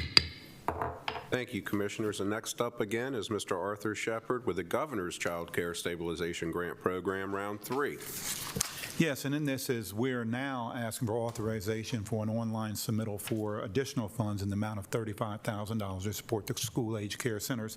And let me just say that we're off to a great start with 167 enrolled at the 6 sites for this school year, with many on the waiting list, would be up to 200. And with this additional revenue, once we get new staff trained, we can begin start up sites at different schools later this fall. So the enrollment's very well to support this How's your school-age staffing care system. doing? Well, that is issue. We're doing good. We're full. We're good now. But to open up additional at Evergreen and the ones in Chesapeake Charter that have the waiting list and want to get some at Oakville and Banneker, we are having to train and get licensed additional staff to do that. When we were over at Mako this past week, we heard, I guess Calvert County had some very serious staffing issues through their summer programs and had to cut back significantly. And so it's a challenge all around. All around. I move to approve the Department of Recreation and Parks to submit the online application for the Governor's Child Care Stabilization Grant Program Round 3, Maryland State Department of Education, in the amount of $35,000 for the purpose of financially supporting the school-age care programs, and authorize the Commissioner President to sign all related documents. Second. I have a first and second. All in favor? Aye. Any opposed? Ayes have it. Thank you, Commissioners. And next up is Mr. Arthur Shepard regarding Program Open Space Grant Application for John Baggett Park Playground and Land Preservation Parks and Recreation Plan. So 2 applications in this authorization we're asking today. First, I'm going to go with the LPPRP, the Land Preservation Parks and Recreation Plan. And you, just a few weeks ago, you received an award of $25,000 for FY22. Now the application for $25,000 in FY23 is what this is, for you to authorize the application. And once again, that will be for consultants to do the LPPRP, which will be considerably more money, because once the agricultural and natural resources portion will be done by the consultant, as well as a statistical valid survey. So we look to have, when it's time in 27, to have $125,000 for the cost of the LPPRP. And then let me move to the playgrounds. Baggett Park is ready for a replacement. Can I give 45 seconds to give you just a brief overview of where we are on playgrounds? We've done, since 2018, we've done 7 improvements at 5th District Weeks, different playgrounds. We've spent $1.4 million of that for those playgrounds, but only 54% comes from county funds. We've put additional play space at Lexington Manor Passive Park, and then we have 3. Once we get Baggett in here today, if we're so, we'll have 3 that have allocated funding for them: Lancaster, Nicollet, and Dorsey. Lancaster is part of the lease with the Navy. That is a total of $1.1 million, with just $210,000 coming from the county. So let me give you the summary. Those 11 spots, $2.7 million that we'll have done since 2018, $960,000 coming from the county, 36%, and the other funds coming from Program Open Space. Then as we move forward in 24, 25, and 26, we have 5 more improvements. We're holding back Elms Beach for the improvements there. Then we'll have 2 left to do in 29. So from 29 to 38, that'll give 9 years of respite before we're in the playground improvement, but all of them will be completed. That's great. That's Great. really good. That is the upgrade. That's great. That's great. So I'm looking for your approval today for those 2 items, the LPPRP and the application for funding for Baggett Park Playground. I move to approve the Program Open Space Development and Capital Renewal Application and Project Agreement for the John Baggett Park Playground replacement in the amount of $300,000, and for the Program Open Space Planning Grant Application and Project Agreement in the amount of $25,000 for the development of the 2027 Land Preservation Parks and Recreation Plan, and authorize the Commissioner present to execute the related documents. Second. I have a first and second. All in favor? Aye. Any opposed? Ayes have it. Appreciate it. Thank you. Thank you. Next, the next 4 are from the Department of Public Works and Transportation, the first one being Buck Hewitt Road Property Acquisition. Director Jim Gotch and Gary Whipple presenting. Good morning, gentlemen. Good morning. Morning. Morning. All right, Buck Hewitt Road. We are improving Buck Hewitt Road with curb and gutter and sidewalks. And what we have today is the last 2 properties that we need to acquire right away from. And so these 2 properties, they came in and the agreement was made at a appraised value. And we're asking for you to sign these. Overall, the last 2, it's the ones that we just got approved are for $5,349 and $5,679. Overall, the budget for the property acquisition of Buck Hewitt Road was $144,000, and we're just $10 over $88,000. So the rest of the money that's left over will go back into the fin when we're completed. Good. Good. All right, I move to approve the 2 option agreements as presented for the fee simple and easement acquisitions in support of the Buck Hewitt Road Phase 4 project, and authorize the Commissioner President to execute all related documents. I have a first and second. All in favor? Aye. Any opposed? Ayes have it. Thank you, Commissioners. And next up is the Clements Convenience Center Improvements Budget Amendment.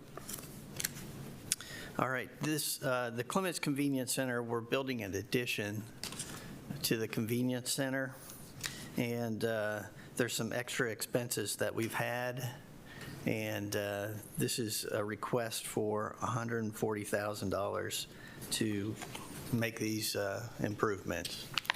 We were going to come in today and try and be budget neutral. The salt barn has finished up, and we're putting, but it's a timing issue. The money doesn't come in until December. It's about $444,000.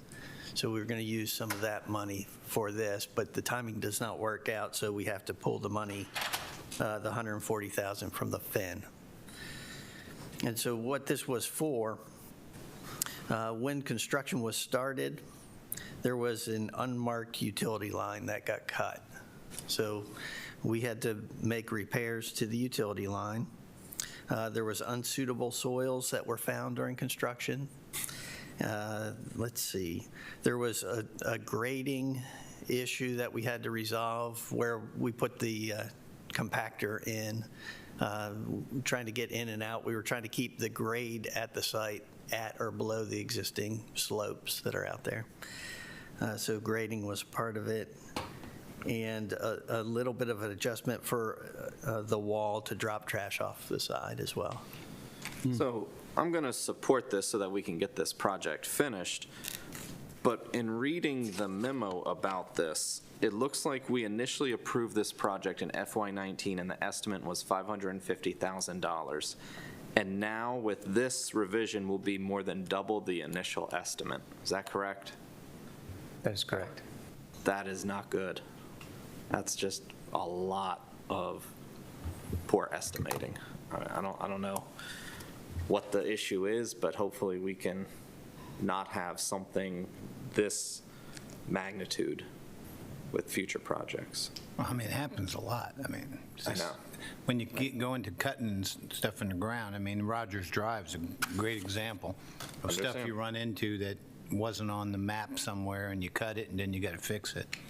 I'm surprised, though, at the amount of cut and fill and stuff that you had to run into, and that wasn't identified in the first place, because I would assume you'd have done soil borings or some kind of soil analysis to understand what you're running into.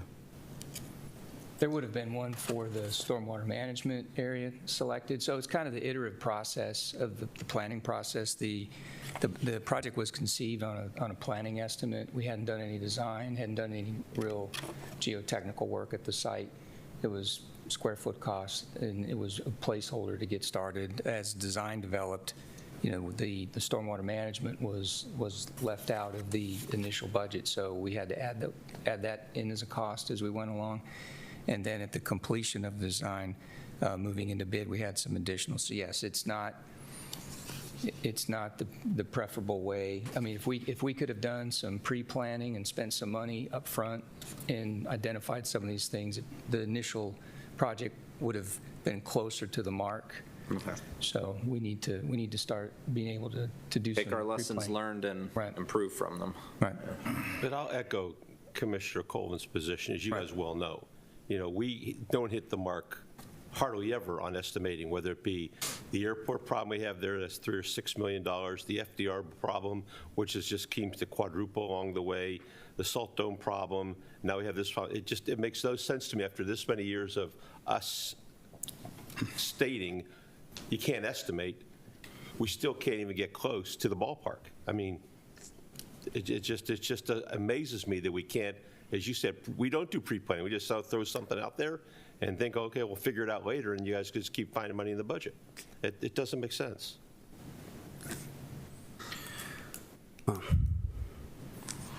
I move to approve the budget amendment reducing the FIN 23 capital reserve by $140,000 and increase the Clemens Convenience Center Improvement Project SW-1901 by $140,000 to fund necessary improvements identified during construction and authorize the Commissioner President to sign all the related documents.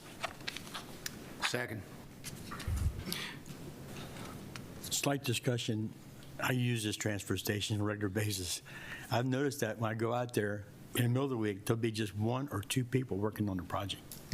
And I don't know if this is normal for building something like this or not, and I've asked some of the attendees about, and they say, usually there's 2 people working. It doesn't make sense. It's taking so long to get this done. And for the cost we're putting into this is remarkable. We'll have some better oversight. Yeah, well, what I will say is I know that a lot of these projects have been on the books for some time, and they've been, as the director, you've inherited the projects, not necessarily been there for the beginning of the project. So to Commissioner Morgan's point, Commissioner Colvin's point, when you're looking at these projects in the future, what I would ask is that pre-planning that you're talking about, look at these processes and absolutely improve them. Don't make the same mistakes. That, you know, you have the helm to correct these errors. So I think that you're more than competent and been doing a great job so far, and your staff. So I think that you can do it. So let's drive towards that. Understood. Thank you. Thank you. Okay, I have a first and second. All in favor? Aye. Aye. Any opposed? Ayes have it. Thank you, Commissioner President Guy. Next up is Sheriff's District 1 Office Budget Amendment, and with us as well is the Interim Assistant Sheriff, David Yingling.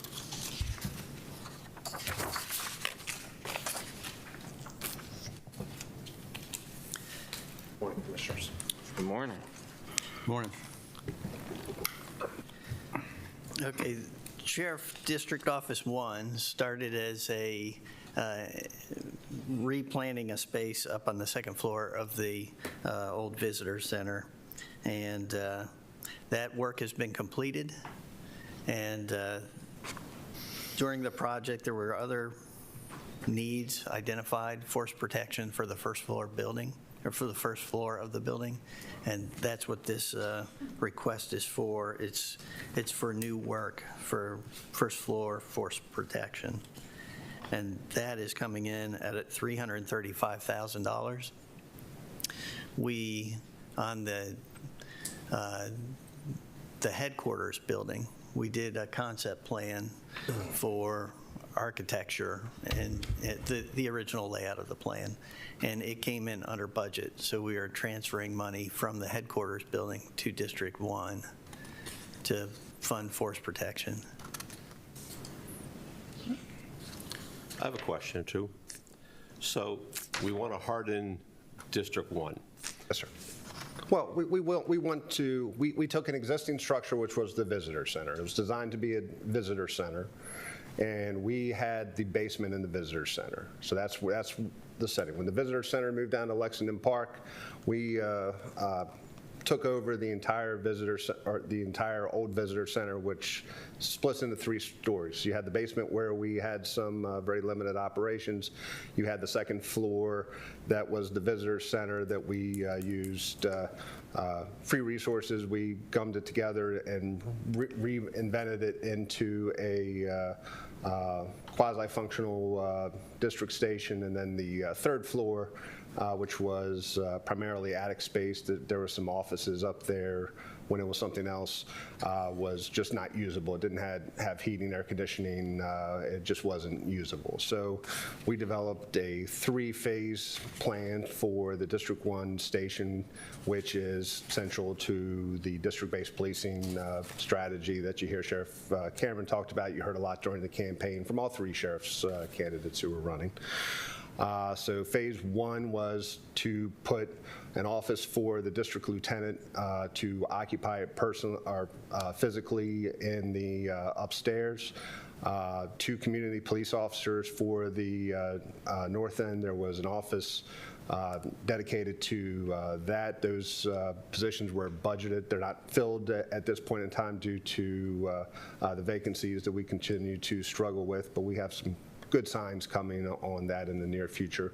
So that work was done. The hope was to do phase 1, which is the upstairs, the attic area and upper office areas, phase 2 at the same time. Due to the increases, due to COVID, supply chain, everything else, those prices for that work were much higher than anticipated. So there was no way to, within the budget, to do the work to move some desks, create some walls, to create separation as people come into a lobby. At this point in time, when people come into that upstairs, which was designed to be a visitors center, they have access to the entire facility. There's no separate staff bathrooms, places for just some general basic security considerations than you have. Also missing from the building was a generator, 24-hour standby capacity. We put in money with the commissioners for $90,000 was the budget estimate that we got for a generator that would fit that size facility. With long lead times, with price increases, that's ballooned to $100,000+, so the $90,000 that was approved through the American Rescue Act money wasn't there. As we were ordering simple things like furniture and copiers, those things that you could get in a matter of weeks or months, we're looking that we're not going to have those items delivered to occupy that second floor for some number of months because we simply just can't get the furniture or simply a copier to occupy those areas, the things that you need for the business. So we have an opportunity that we saw to take a part of a facility that we have already evacuated. We look for funds that were available, whether we had some, so we can start some work on an area that we've already vacated so that we're not leaving, coming to the facility as part of the long-term district-based policing strategy. Obviously, there are two key components to that, one being personnel, the other part being the facilities, adequate facilities to function out of those facilities. Well, my concern becomes I've supported district-based policing and the jail and the new sheriff's station for 12 years. I go to Lexington Park, part of my district, and we've seen all the complaints about there's never anybody there. I drive by BJ's. We spent $1 million on the building plus the renovations. I never see anybody there.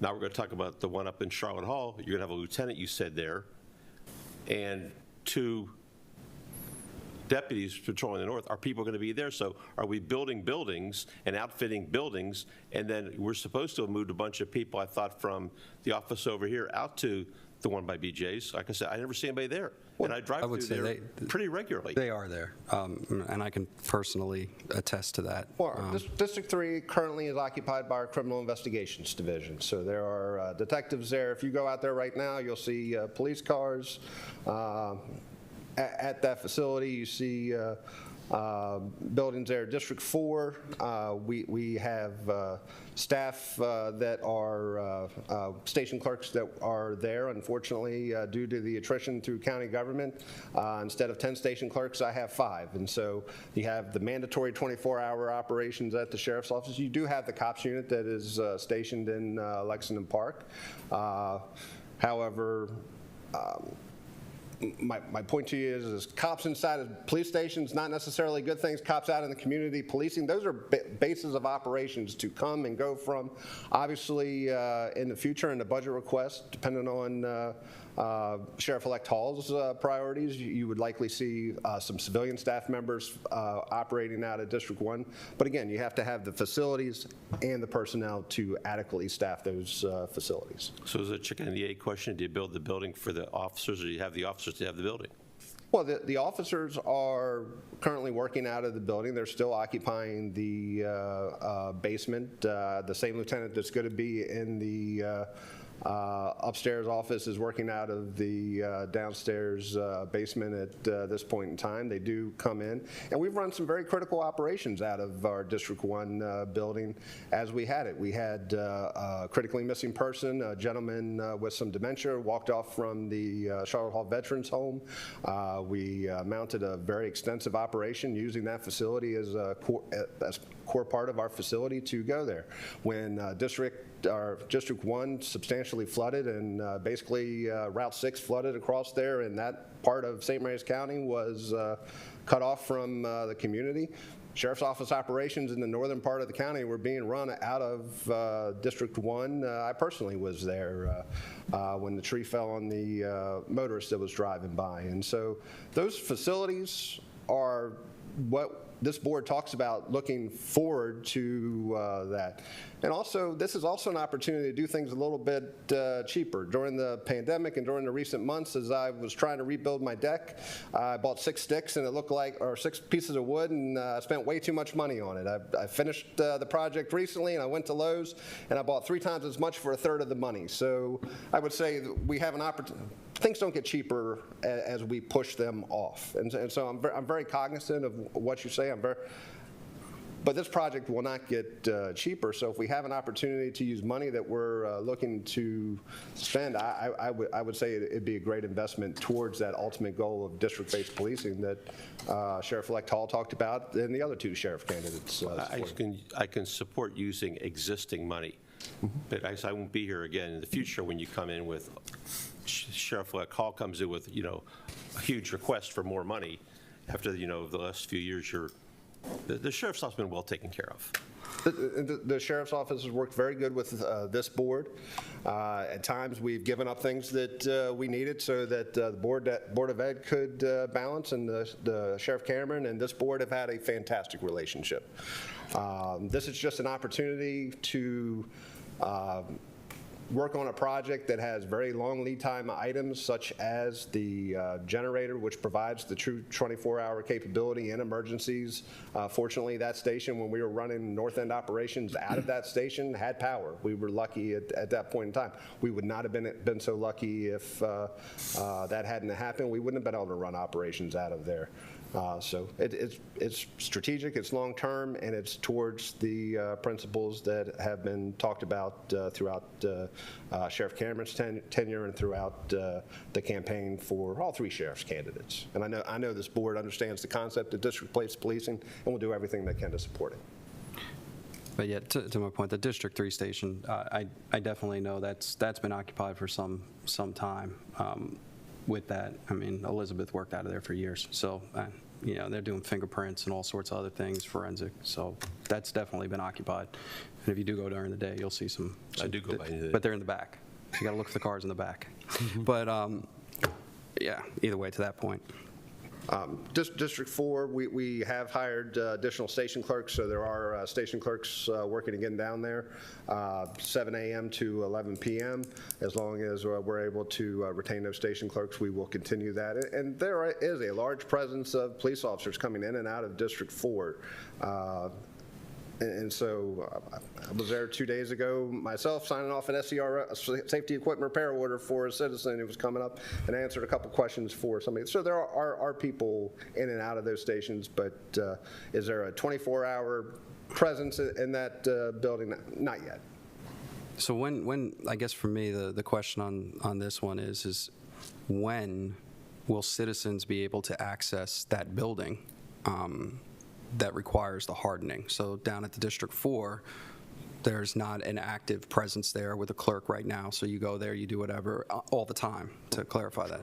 So they can't get in. So the hardening is really for what at this point? Obviously, long-term planning, I get that. But for this facility, when is the anticipated time that you see that citizens will be able to actually go in which that hardening is justified for the building?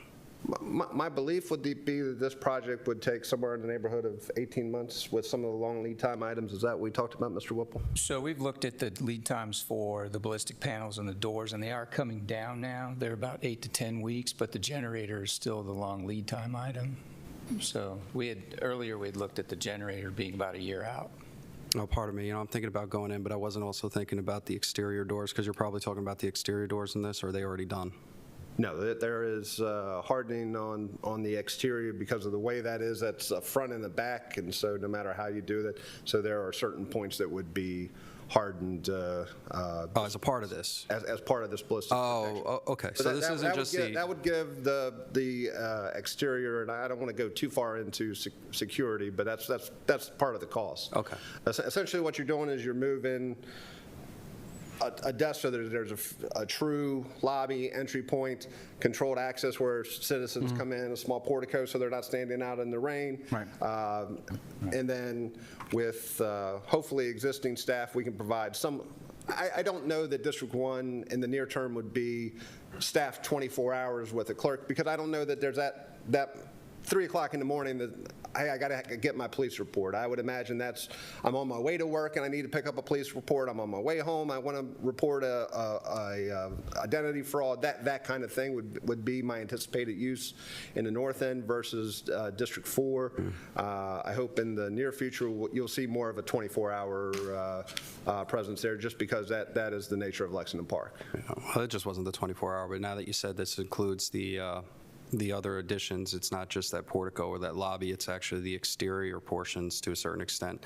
I think that brings it a little bit closer to where, it clicks in my head, so. Yeah, and we did this as so phase 1, phase 2, looking at it as a holistic project. Phase 3 would be some modifications to the basement area that weren't that's further off in my future, probably beyond my retirement. Good for you. Captain Yingling, I would say, I'm going to support this, and I would say what you're moving into up there in Charlotte Hall, it's a good idea, but what you got is you got a building that was probably built for residential construction, I would assume. So whenever you're having to remodel, that's a good term to use, something that was not designed for what your use is, it's reasonable to think it's going to cost a little extra to make that happen, so I support that. But I want to make one observation, whether it be Wildwood, Charlotte Hall, or Lexington Park. What I've noticed in the community, and my dad used to say, I like having a policeman around, whether they're behind me in their car and on the road, because it keeps people kind of, on their toes and keeps people acting right, is his term. Okay. So that used to be, but I'm not sure I agree with that anymore. Because I was at that carnival that night, and here's a police officer with his lights on his vehicle, and someone shoots somebody, 30 feet away. And then just last week, I believe when we put District 4 down there, and had that big presence of a police station right on Great Mills Road where we have most of our issues, someone gets shot across the street. So it makes me just think that it's getting harder and harder to say, I believe you're right about having people on the street versus in the building.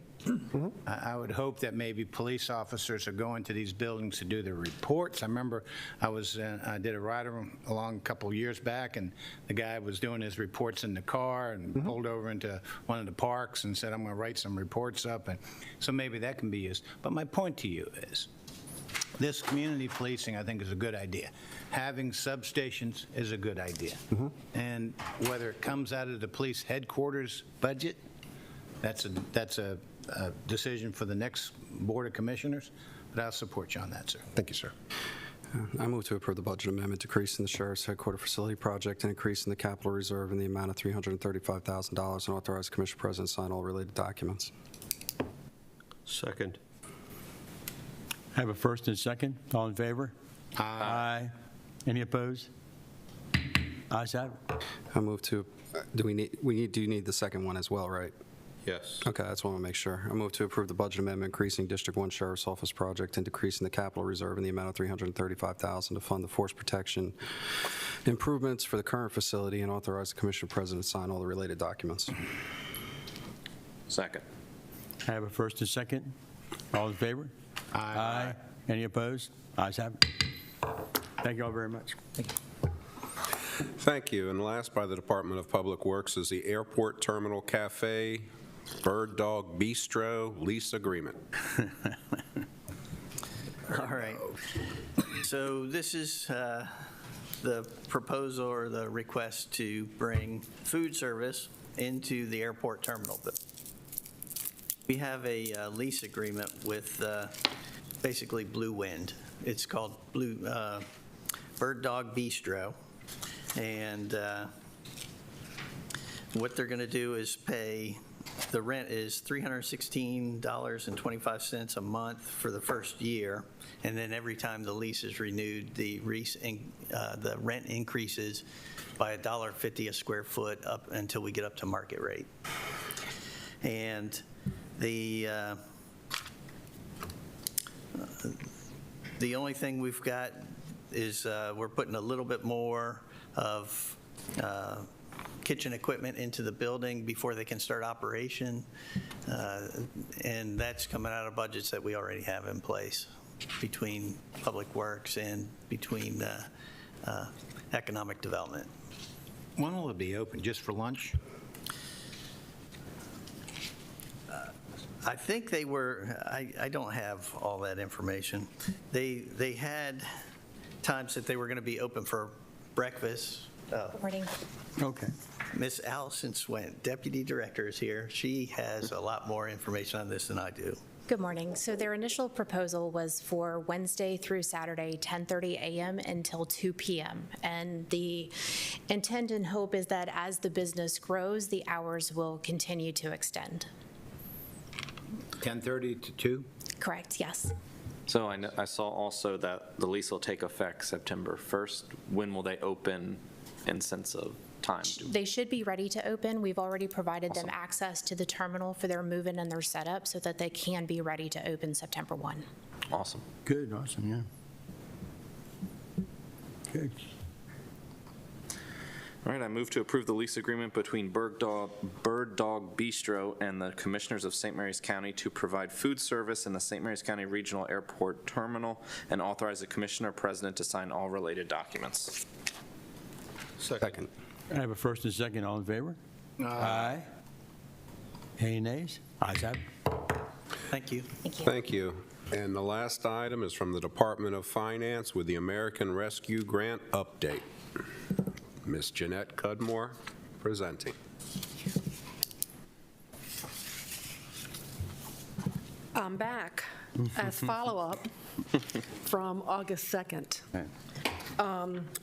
So this was actually seeking direction, should you choose to provide it, from the request that came forward on August 2nd. I have representatives here. I have Mr. Kelly here, who actually was not here on the 2nd, if you wanted to hear from him. I have, and that's where he's requesting zero amount of money, but he's wanting to realign monies from the middle mile to the last mile, and also from the audiovisual equipment project already approved to the last mile. Chris Casalemas is here, and he was requesting up to $1.2 million for grants to nonprofits and businesses. And Mr. Walker is here for $460,000 for a rescue ambulance and $67,000 for 12-volt coolers, trailer cameras, and Surface Pro tablets for the emergency service rescue personnel, and then $200,000 for personal protective equipment. And Mr. Erickson is here from Metcom requesting $1.4 million for various projects detailed in his letter. So the total request came in at about $3,357,000, and the current balance available in the American Rescue that has not been approved is the $3,858,145. So we have $3.8 million of this fund left. When does that have to be obligated by? It has to be obligated by December 31st, 2024, and actual cuts check by 2026. So you have time. So you don't have to.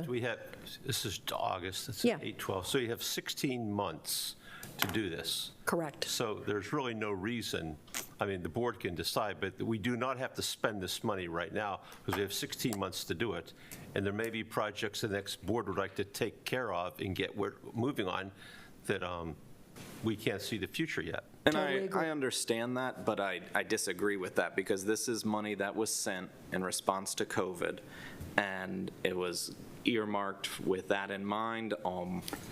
So one of my goals when I went to the MACO conference last week was to talk to the other counties and hear how they're handling broadband. And so, commissioners, we've reached a point where Bob Kelly's done an incredible job, all of the partners have done an incredible job, where we're getting to that last mile stage, and right now I believe we're reaching out about 2,200 feet for broadband expansion. So we're at that point where we need to decide what is our goal with that. And so Charles County is getting ready to do a program where they're going to be pushing out broadband, I think around 3,000 feet, and then a very generous matching program from their county government. Calvert County is really putting us to shame. They're going to be 100% to every address in the county within a year. And they got a head start on us with that. They were already working that before COVID even hit, so they were already ahead of us on that. But what I want to see with this money that meets the spirit of what this was even intended for is $3.5 million of it going to broadband expansion, be that middle mile, last mile, pushing us out with the goal of us reaching 100% broadband coverage. Oh, so nobody else gets anything? No, everybody else gets stuff, but all of these other things fit into the regular budget process. 3.8 million available. You want to give 3.5 million to broadband? Correct. When they haven't asked for nothing? When they haven't asked for zero? They haven't asked because they need direction from us what our goal is for where we want to get. I think what we need to find out here is, we've been depending on Global Earth or Google Earth or whatever kind of process we're using, and maybe Mr. Kelly, you don't have to come up here, sir, but someone can tell us how far it is to reach people. What I'm getting at is, I know I asked somebody to look into this, and Mr. Kelly got back and said, hey, they're way out there, so maybe we extend out. And then we heard, well, that would be like $16 million to get everybody if that was the case. So it's back to your original idea of giving $2 million. And I guess what I thought was, is let's figure out what we get for $2 million. Now, if you're saying now it's $3.5 million. I'm saying $3.5 million. Yeah, okay. What do we get for 3.5 when Mr. Kelly put out something? We get that much closer to the goal. Well, when he said we need 16 million. Understand, but that is not something we can do in a regular budget cycle. This is money intended to meet these bigger goals that position our community in a better place for the future. I'm not trying to argue with you. I'm just going to say this.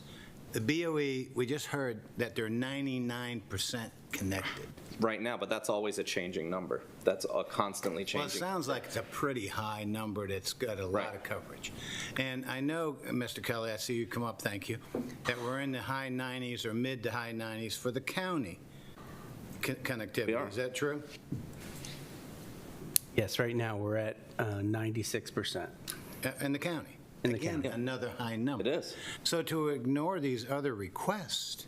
I'm not ignoring these other requests. I'm saying these other requests need to be handled through regular budget process. I agree with Commissioner Colvin. A lot of these other requests can be handled through the normal budgetary process. I err cautiously on the Metcom requests, and the only reason I err cautiously is because it benefits their users, not the county-wide, and that can be handled through their budget through various different means. I think we're past the point of the actual nonprofits and businesses, although the one thing I have had was several of the St. Mary's County youth sports groups reach out to me, and they're starting, I guess they had a lag in their reporting, but they're looking for some assistance, the sports groups, and I think the only thing I would like to do is put $40,000 to Parks and Rec to assist these sports groups, such as like St. Mary's Youth Baseball, you have soccer, you have Southern Maryland BMX, and there's like two more that they just saw a downturn, and they're not picking back up, even the softball leagues. As far as kids playing? Yeah, the dues, they're seeing there was a 2-year delay or a year delay where they were all off, and so what they're doing is some of them are having a hard time, not significant, some more than others, catching that catch-up effect from those 2 years. So their kids are playing, but the fees and everything are not, they're seeing that retro effect, I guess you could say. Anyway. As a one-time funding? Yeah, one time to push out to those groups upon request. Okay. Well, two things. First off, Commissioner Morgan, you're right. We got 16 months to deal with this. This current board's going to be here, 3.5 months, a little less than that. But I was resistant to the grants for nonprofit and small businesses until some small businesses reached out to me. Mr. Casalemas gave me one example of a business that was having a hard time, and I took the opportunity to, I use the term, go around and see people I know. The point is what they're experiencing is the cost of inflation, the high inflation, is having people cut back on going out to dinner. I mean, it's one thing to be able, to be able to pay your bills and everything, but one of the first things that goes is your discretionary spending. And going out to dinner and spending 56, whatever it is, for a dinner for 2 or 3 or 4 people is one of the things that's being cut as one of the things that we need to save on. Now, if I don't spend that money on going out to dinner, I can spend it on food and cook at home. Right. So that seems to be something we're seeing. The pandemic, when it took people out of the going out, was one thing. But what we're seeing now is inflation that's causing small businesses to be impacted because people are cutting back on their discretionary spending. So I kind of support the idea of grants to small businesses and nonprofits, if that's the key, because hopefully this inflation is transitory. And like we keep hearing from Washington, it's not going to last. But it sure is real right now. So I can't support your $3.5 million all for broadband. So I just want to clarify some of my statements here. I in no way am saying that any of these other requests are not valuable. They all have merit. They all have value. I am supporting this broadband expansion because it has the lasting impact infrastructure-wise for our county. It pushes us closer to the goal of 100% of our county being connected. Calvert County was able to do it. We should be able to do it too. I think it helps all of our citizens. It helps school children. It helps businesses. It helps just across the county and will have a lasting impact long-term into the future.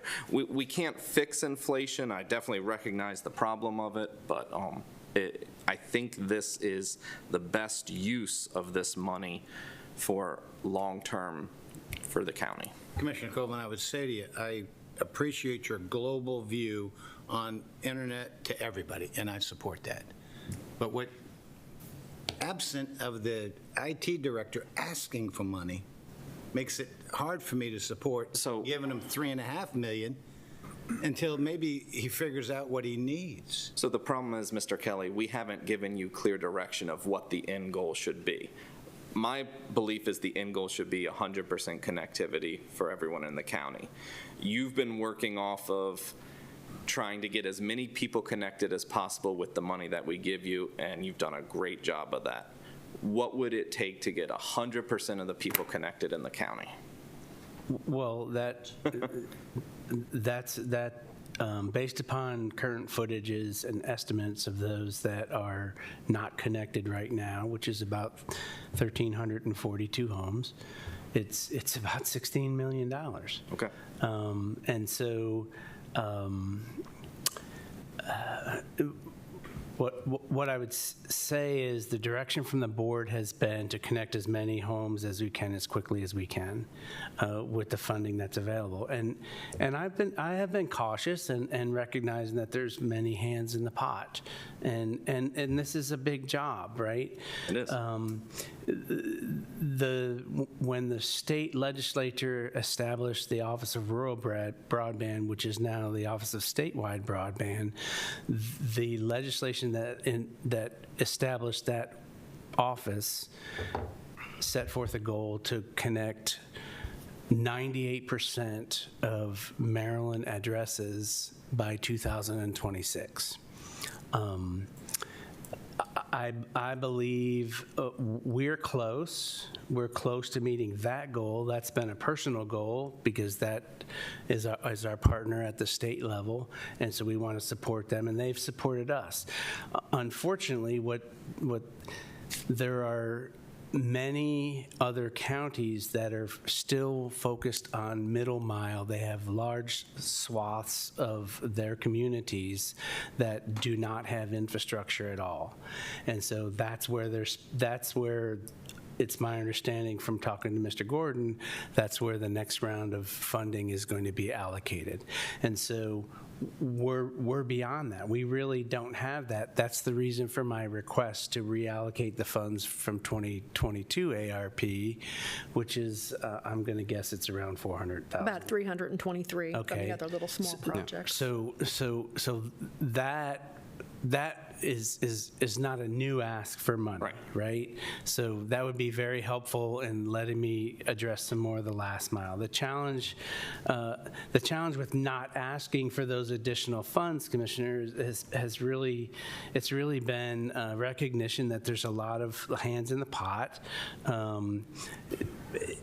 And, what is our goal? If we want to be, these last couple of percentage points, they're very expensive. And when we talk about going further distances down the road, I mean, you're talking spending a lot of money for an individual home. But we still have easy wins we can get with more money.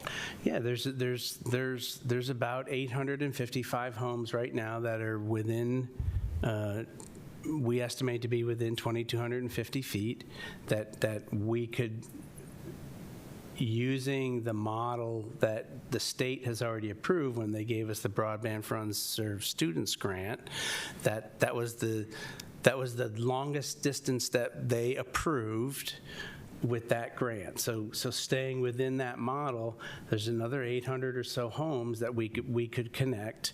And again, some of those are close, and we just haven't been able. I mean, we've knocked on doors, we've sent postcards out, we're calling people, and there's almost 350 people in the county that just don't want it. What's your what's your estimated cost on those 844 homes? That's about $8 million to get them all. For 800. But the truth of the matter is, with what's already approved, with the state grant award just before we went to MACO, to get to that 98%, there's about another 300 homes that we need to hit. So if you're, Did you say there's $8 million to do 800 homes? 850, yeah, there's 855 homes. Is that like $100,000 home or something? How much are we talking about? No, 10,000. That's a good ballpark estimate, yes. Oh, yeah, I know. And to Commissioner Colvin's point, I think there's a misperception, and our department heads do amazing work, but that there's a misperception that we need the department heads to identify a need prior to us bringing it up for a justification.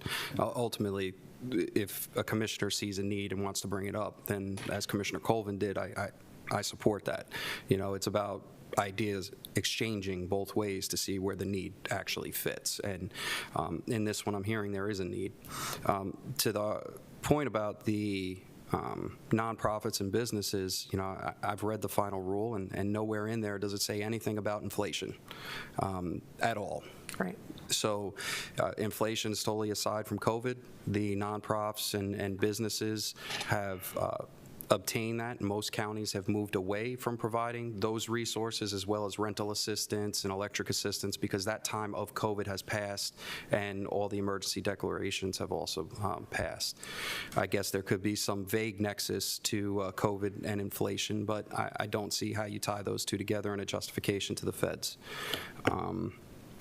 I guess ultimately it comes down to what want be allocated to broadband or not, or how this wants to proceed. Well, and I think it goes down to what do we want to allocate, but also what is our end goal, and that's what we haven't given. We haven't decided on that end goal, and I think Commissioner Guy and I were pretty blown away when we heard Calvert County said they're going to be 100%, and that's their. But they haven't done it yet. But they're close. They're close, and that's So I know. So if your proposal, Mr. Colvin, Commissioner Colvin, if your proposal was approved and that money was allocated, I would say that we would be very well on our way, and we would be at 98%. Before these funds expired, and quite frankly, I would expect that we would know within the next 12 months how much of that money we're actually going to use, because I would expect a portion of that would be coming back, because when we would get, I guess I would say that at 98%, that's when we stop, right?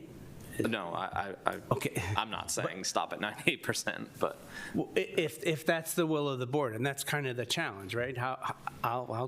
I'll keep going, I'll keep asking for money, and I'll keep looking for opportunities at the state and the federal level, and we'll keep reaching out to those that are not connected in our community.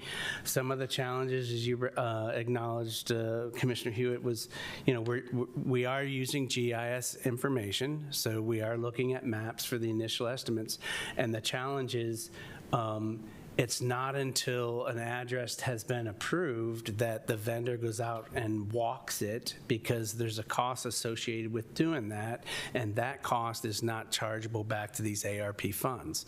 So there's a dance that occurs, right? And so yes, we true up, and that's why we reserve funds. Here's what I can tell you. I can tell you that the last mile funding of $1.5 million that was released, the 2023 ARP funding that was released, officially the budget started July 1. I think that money actually became available for me to do a PO like in the third week of July. Is that about right? Right. Okay. So as of this morning, $1.4 million of that $1.5 million has already been assigned to addresses to connect in St. Mary's County. Good. This is the second tranche, right? Yeah, so this is actually the full. We just received it in 2 tranches. Right, that's what I want to make sure. Right, so we've received the entire $22 million. Right. Mm-hmm. So that, along with the state award of $2.4 million, that's another 300 addresses that will be connected. Oh, including Commissioner Morgan's house, right? Right. So, but we have 2 years to spend that money. So that's 300. So we're looking at 400, 450 homes that will be connected. That we're working right now. Construction has begun. The PO was cut on the 17th. We just received the signed POs yesterday, and we shared those with the vendors. So we're already working that. So this reallocation request or any additional stuff, my recommendation is, if you have a desire, it's really timing and speed. How much do you want to do, and how fast do you want to do it? And if you allow me to reallocate this 320, that's easy to do. I'll start working on that this afternoon, right? And by the end of this week, we'll get all that allocated to those addresses. And any additional that you authorize, we'll do. And I can come back to you when we're at 98%. I can come back to you when we're at 97%. But I don't report complete until I know and that address, that resident has said, I'm connected. So I don't report that complete, and we certainly don't pay the vendor until I get that also. It's a weird infrastructure project, because this is such a massive investment in our county's infrastructure, but it's not like a Solomon's Bridge where you can point to it and say it's done. It's not a Hoover Dam where you see when it's finished, but it's little small, it's 100 million little small projects to get this massive infrastructure investment done in our county. The people that are connected, the 1,300 plus people that we've already connected in the last 2 or 3 years, there's very little complaints. Those folks are very happy that they have it. Well, what I will say is that the service has become more reliable with the more construction they've been doing over the last few years. You have seen the reliability of this actual service, the uptime, whatever you want to call it. It has become more reliable. So we're putting a lot of infrastructure in the ground. We're trying to get off the poles, which definitely helps. And those conversations, let's be very honest, right? I mean, we're spending a lot of money with our vendors, and that gives us an opportunity. I mean, I talk with Breeze Line every Monday afternoon for status reports, and we talk about service issues. We were talking about expansion and improving their infrastructure, getting DOCSIS 4, getting some increased speeds available in our community. That was a big thing at Mako, right? Yeah. And so we're having those conversations. Again, it's very, very, infrastructure is very, very expensive, and other counties are spending some of this ARP funding and actually like training seniors in how to use buying them tablets and training them how to use it. And my argument in discussions with some of those folks but in St. Mary's County, we have addresses that people don't have the option. Right. Because they can't connect. And so they're diverting funds to these other, it's a little strange to me, but. Mr. Kelly, at a later date, can you give us an idea what it would cost to have people walk these addresses? I mean, if we're getting down to a finite number of them, it seems like you could have some idea of what it would cost to, so that way we would know from point A to point B, it's this far, cost this much. So that would be county funds. We cannot use ARP funds. I heard what you said. Okay, yeah. But I'm not asking for it today. I'm just asking for maybe for the next board or something. Sir, absolutely. Commissioner O'Connor. To follow up on your question for the new businesses and using the money for inflation, in the executive summary that NACO put out back in June, it does say negative economic impacts, and one of the new items that was added was increased cost, and that would be regarding inflation. I mean, that would be a way.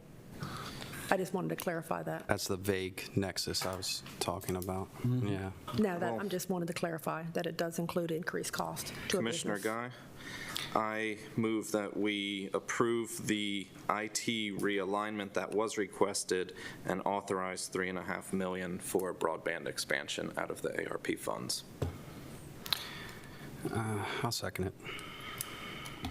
We have a first and second, and just a discussion. Breeze Line, I had several people, businesses tell me that they're very satisfied. I know we only received sort of negative responses, but several businesses have been just extraordinarily grateful they have it, number one. Number two, they've been very happy with that service. And I am myself 100% for supporting broadband to connect all of our county as quickly as possible. So whatever it takes, and I'll have to say. So that means we're not going to fund the other items on this list until we come to maybe the next budget season. Or if we don't use some other funds in this and need to realign. Right, and there's going to be a constant realigning based on, and I communicate with those that have already been approved to see if they had any unspent monies and bring it down to adding it to the available balance. But right now, we have the $3.8 million. Okay, the proposal was to fund the $3.8 million to broadband. No. You said 3.5. 3.5, I'm sorry, 3.5. And the realignment within IT. Yep. Okay. The last mile. And again, all the stuff for DED, ES, that Metcom, that doesn't get done. That's correct. That's correct. Okay, I have a motion and a second. All those in favor? Aye. Aye. Any nays? No. Looks like the ayes have it. Thank you, Commissioners. Thank you. Well, the only question I have is I still, out of that remaining funding, was the $40,000 for, to assist all the outside sports programs through Parks and Rec. So I've received at least 2 calls from them, 2, but I'm including the other ones, which I haven't spoke to, but I'd like to establish that so Mr. Shepard can reach out to the various youth programs that we have to see where they're at, what they're doing, and he can allocate funding based on their needs so they stay afloat and we don't lose any of our programs that we work and coordinate with. So. I'm okay with doing that. Is that a motion? And okay. And I would have to look into it and I actually see how the expenses would be spent to see that it qualifies. Yeah. But the 2 of them said straightforward, due to COVID, they dropped off their maintenance, everything, and either way, you'd be able to talk to them and get a better line on it. But at least the like money's an allocation directly to these youth programs. Right, yeah, through Parks and Rec, because they're the ones that coordinate with them through the Parks and Recs board, through planning and the field use and all Right. that other stuff. Within their department. Yeah. Okay, gotcha. Yeah. Do we need a motion for that? Say Mr. Shepard. I was going to say, could Ms. Cudmore and Mr. Shepard and I discuss it and bring it back on when are we meeting, 30th, next Tuesday? Or have that on the 13th. That'll give Or us a on little the bit of time. This is way too brand new off the. Sure. Yeah. How So we about can on the bring it 13th? back on the 13th? Is that okay, That Commissioner? should give me enough time to talk to Mr. Shepard. Yeah. Yes, I think so. That works. Okay. Okay. All right. Thank you very much. Thank you. And that would conclude county administrator time. Okay. Let's go right into commissioner time, and we'll start with Commissioner Morgan this time. Well, thank you, Randy. It's good to be back. We had a couple weeks off. Three of us went over to Mako to enjoy camaraderie. It was probably the largest Mako session we've seen, at least my 12 years going over. It was. I guess 11 years going over Ocean City because we missed a couple COVIDs along the way. It was good talking to a lot of the representatives from the various counties on where they are and what they're doing as we come out of this post-COVID crisis. So it was a good visit. I will say school starts tomorrow, please. School buses are out. Kids are running around. Let's learn to drive carefully out there. We don't want any accidents out there, so please remember that along the way. And finally, I recognize Hollywood Volunteer Fire Department came back online a week or so ago to pick up part 2 of their fair. It came out pretty well from what I understand. It might not have been as big as that they had hoped for, but at least we know the Volunteer Fire Department at Hollywood is back in business again, so with the carnival. So with that, I just want to wish everybody a happy day. Hi, John. I just want to say school teachers are already back in school. So they're around, they're operating near our schools, and there's students are already back at schools for some events, whether it's the bands that are practicing or summer sports events, and you'll also see the orientations. So just not the first day of school, but keep your eyes peeled for our students that are in and around our schools that are currently attending are back early. And when you do see the school buses every year, pay attention. It's an ongoing issue and a problem for people failing to stop for the school buses. The bus drivers take it very personally, and they are very attentive at trying to get your tag and make sure that you are reported and get a visit from your local law enforcement, most likely. So, and be very aware that you don't know which bus out there has the equipment on it that's taking a picture of you as you're going by when you get that ticket as well. So they do exist in the county, and some of the buses do have them with the arms out, so please pay attention. And most of all, the most important thing is those kids that are getting on and off the buses. And happy back to school. Very good. I want to touch on a couple different topics this morning, but first off, I just want to thank the commissioners for a good discussion and the ability to move ahead with broadband for our county. What we did this morning is a historic investment. It's a huge investment that we would allocate $3.5 million more to broadband expansion that's going to have long-term impacts in our county, and it's a really big investment. So thank you for that. It's really good. As Commissioner Morgan stated, the Mako conference last week, it was the biggest one that they've ever had. 3,600 people, over 3,600 people attended.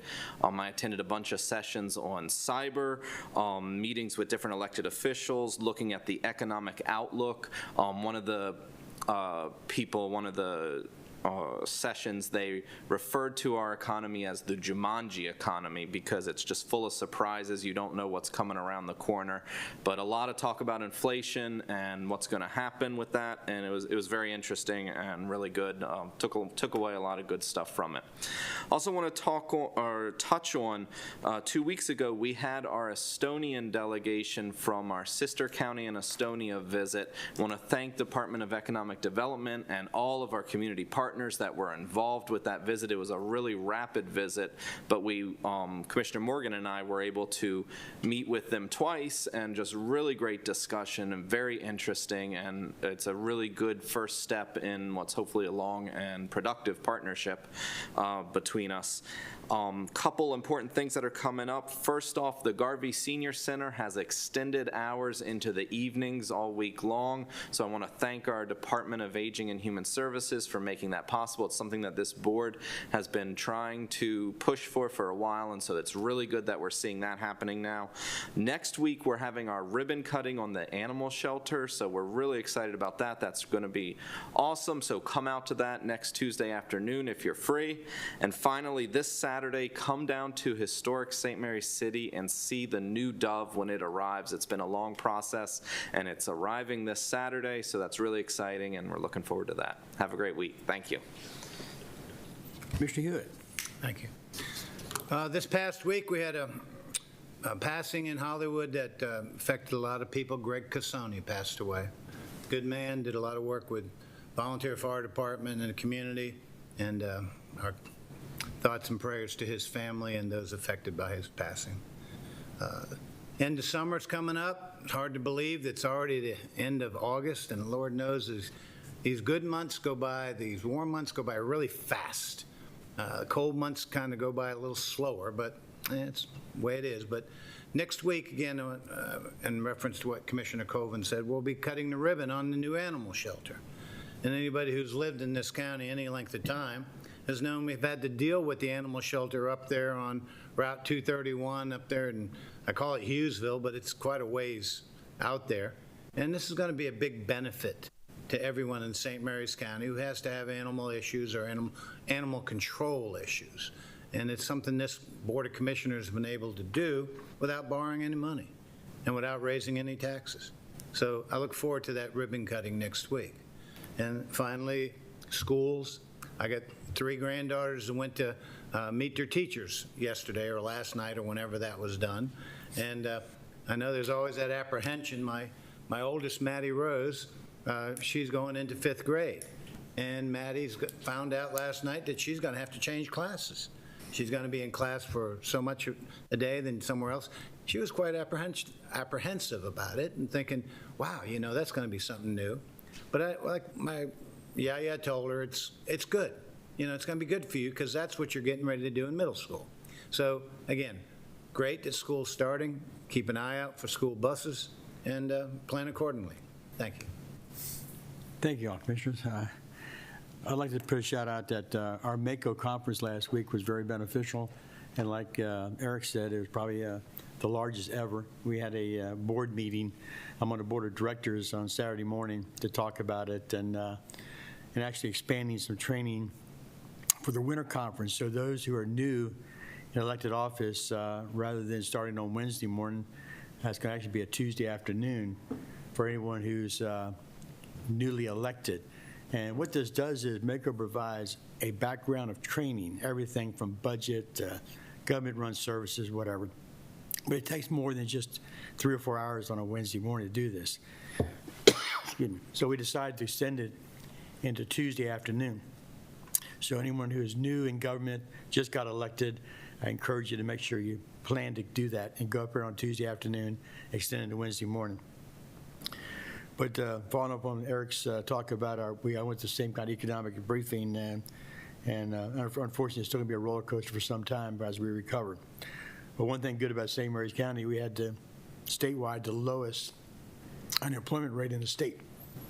So that's good for our economic output here. We're doing something right and employing people. Unfortunately, we had some of the highest, you might say, evaluation of property by SDOT as compared to the rest of the state also. So obviously it tells me 2 things. We got good employment, but then at the same time a good use of our commercial space. But we got some vacant areas and we got some, I suppose, lack of home building that I didn't realize. But obviously we need to start catching up. Of course, they blame us on a downturn that happened back in 2008, 2009. We had a tremendous downturn of house building, and now with the shortage of supplies and things like that, I have a sister-in-law who took 7 months just to get her HVAC unit replaced. They couldn't get it. So it's unbelievable it takes something that long to get, but that's just the way shortages are. So hopefully we're starting to catch up slowly now. Also, on the school started, I advise everybody to please pay close attention to the buses. I would say if you see the lights come on, don't even try to get past the yellow light. Go ahead and slow down and stop. And go ahead and pay attention to that. So if you see the buses light up, it's time to stop. And that's the best way to do this. We don't need any more pedestrian deaths in our county. It's just uncalled for. So please pay attention and let's stop this. And I would like to thank the Garvey, our senior extending the Garvey Center hours. We've been trying to do that for a long time. I shout out to our aging board who have been pushing this idea, and it came from a survey they did last year, and our Aging and Human Services Division saw the need and is making it happen. So I thank you all for that. With that said, thank you, everybody, and I'm looking forward to our, you might say, our Animal Adoption Center being opened up next week. It gives people in our county close proximity to go out and adopt some of these animals. We are striving towards a no-kill facility. In other words, we want to hopefully get adoption for all the animals that we presently have and we get into the center. So it's convenient, so please use it.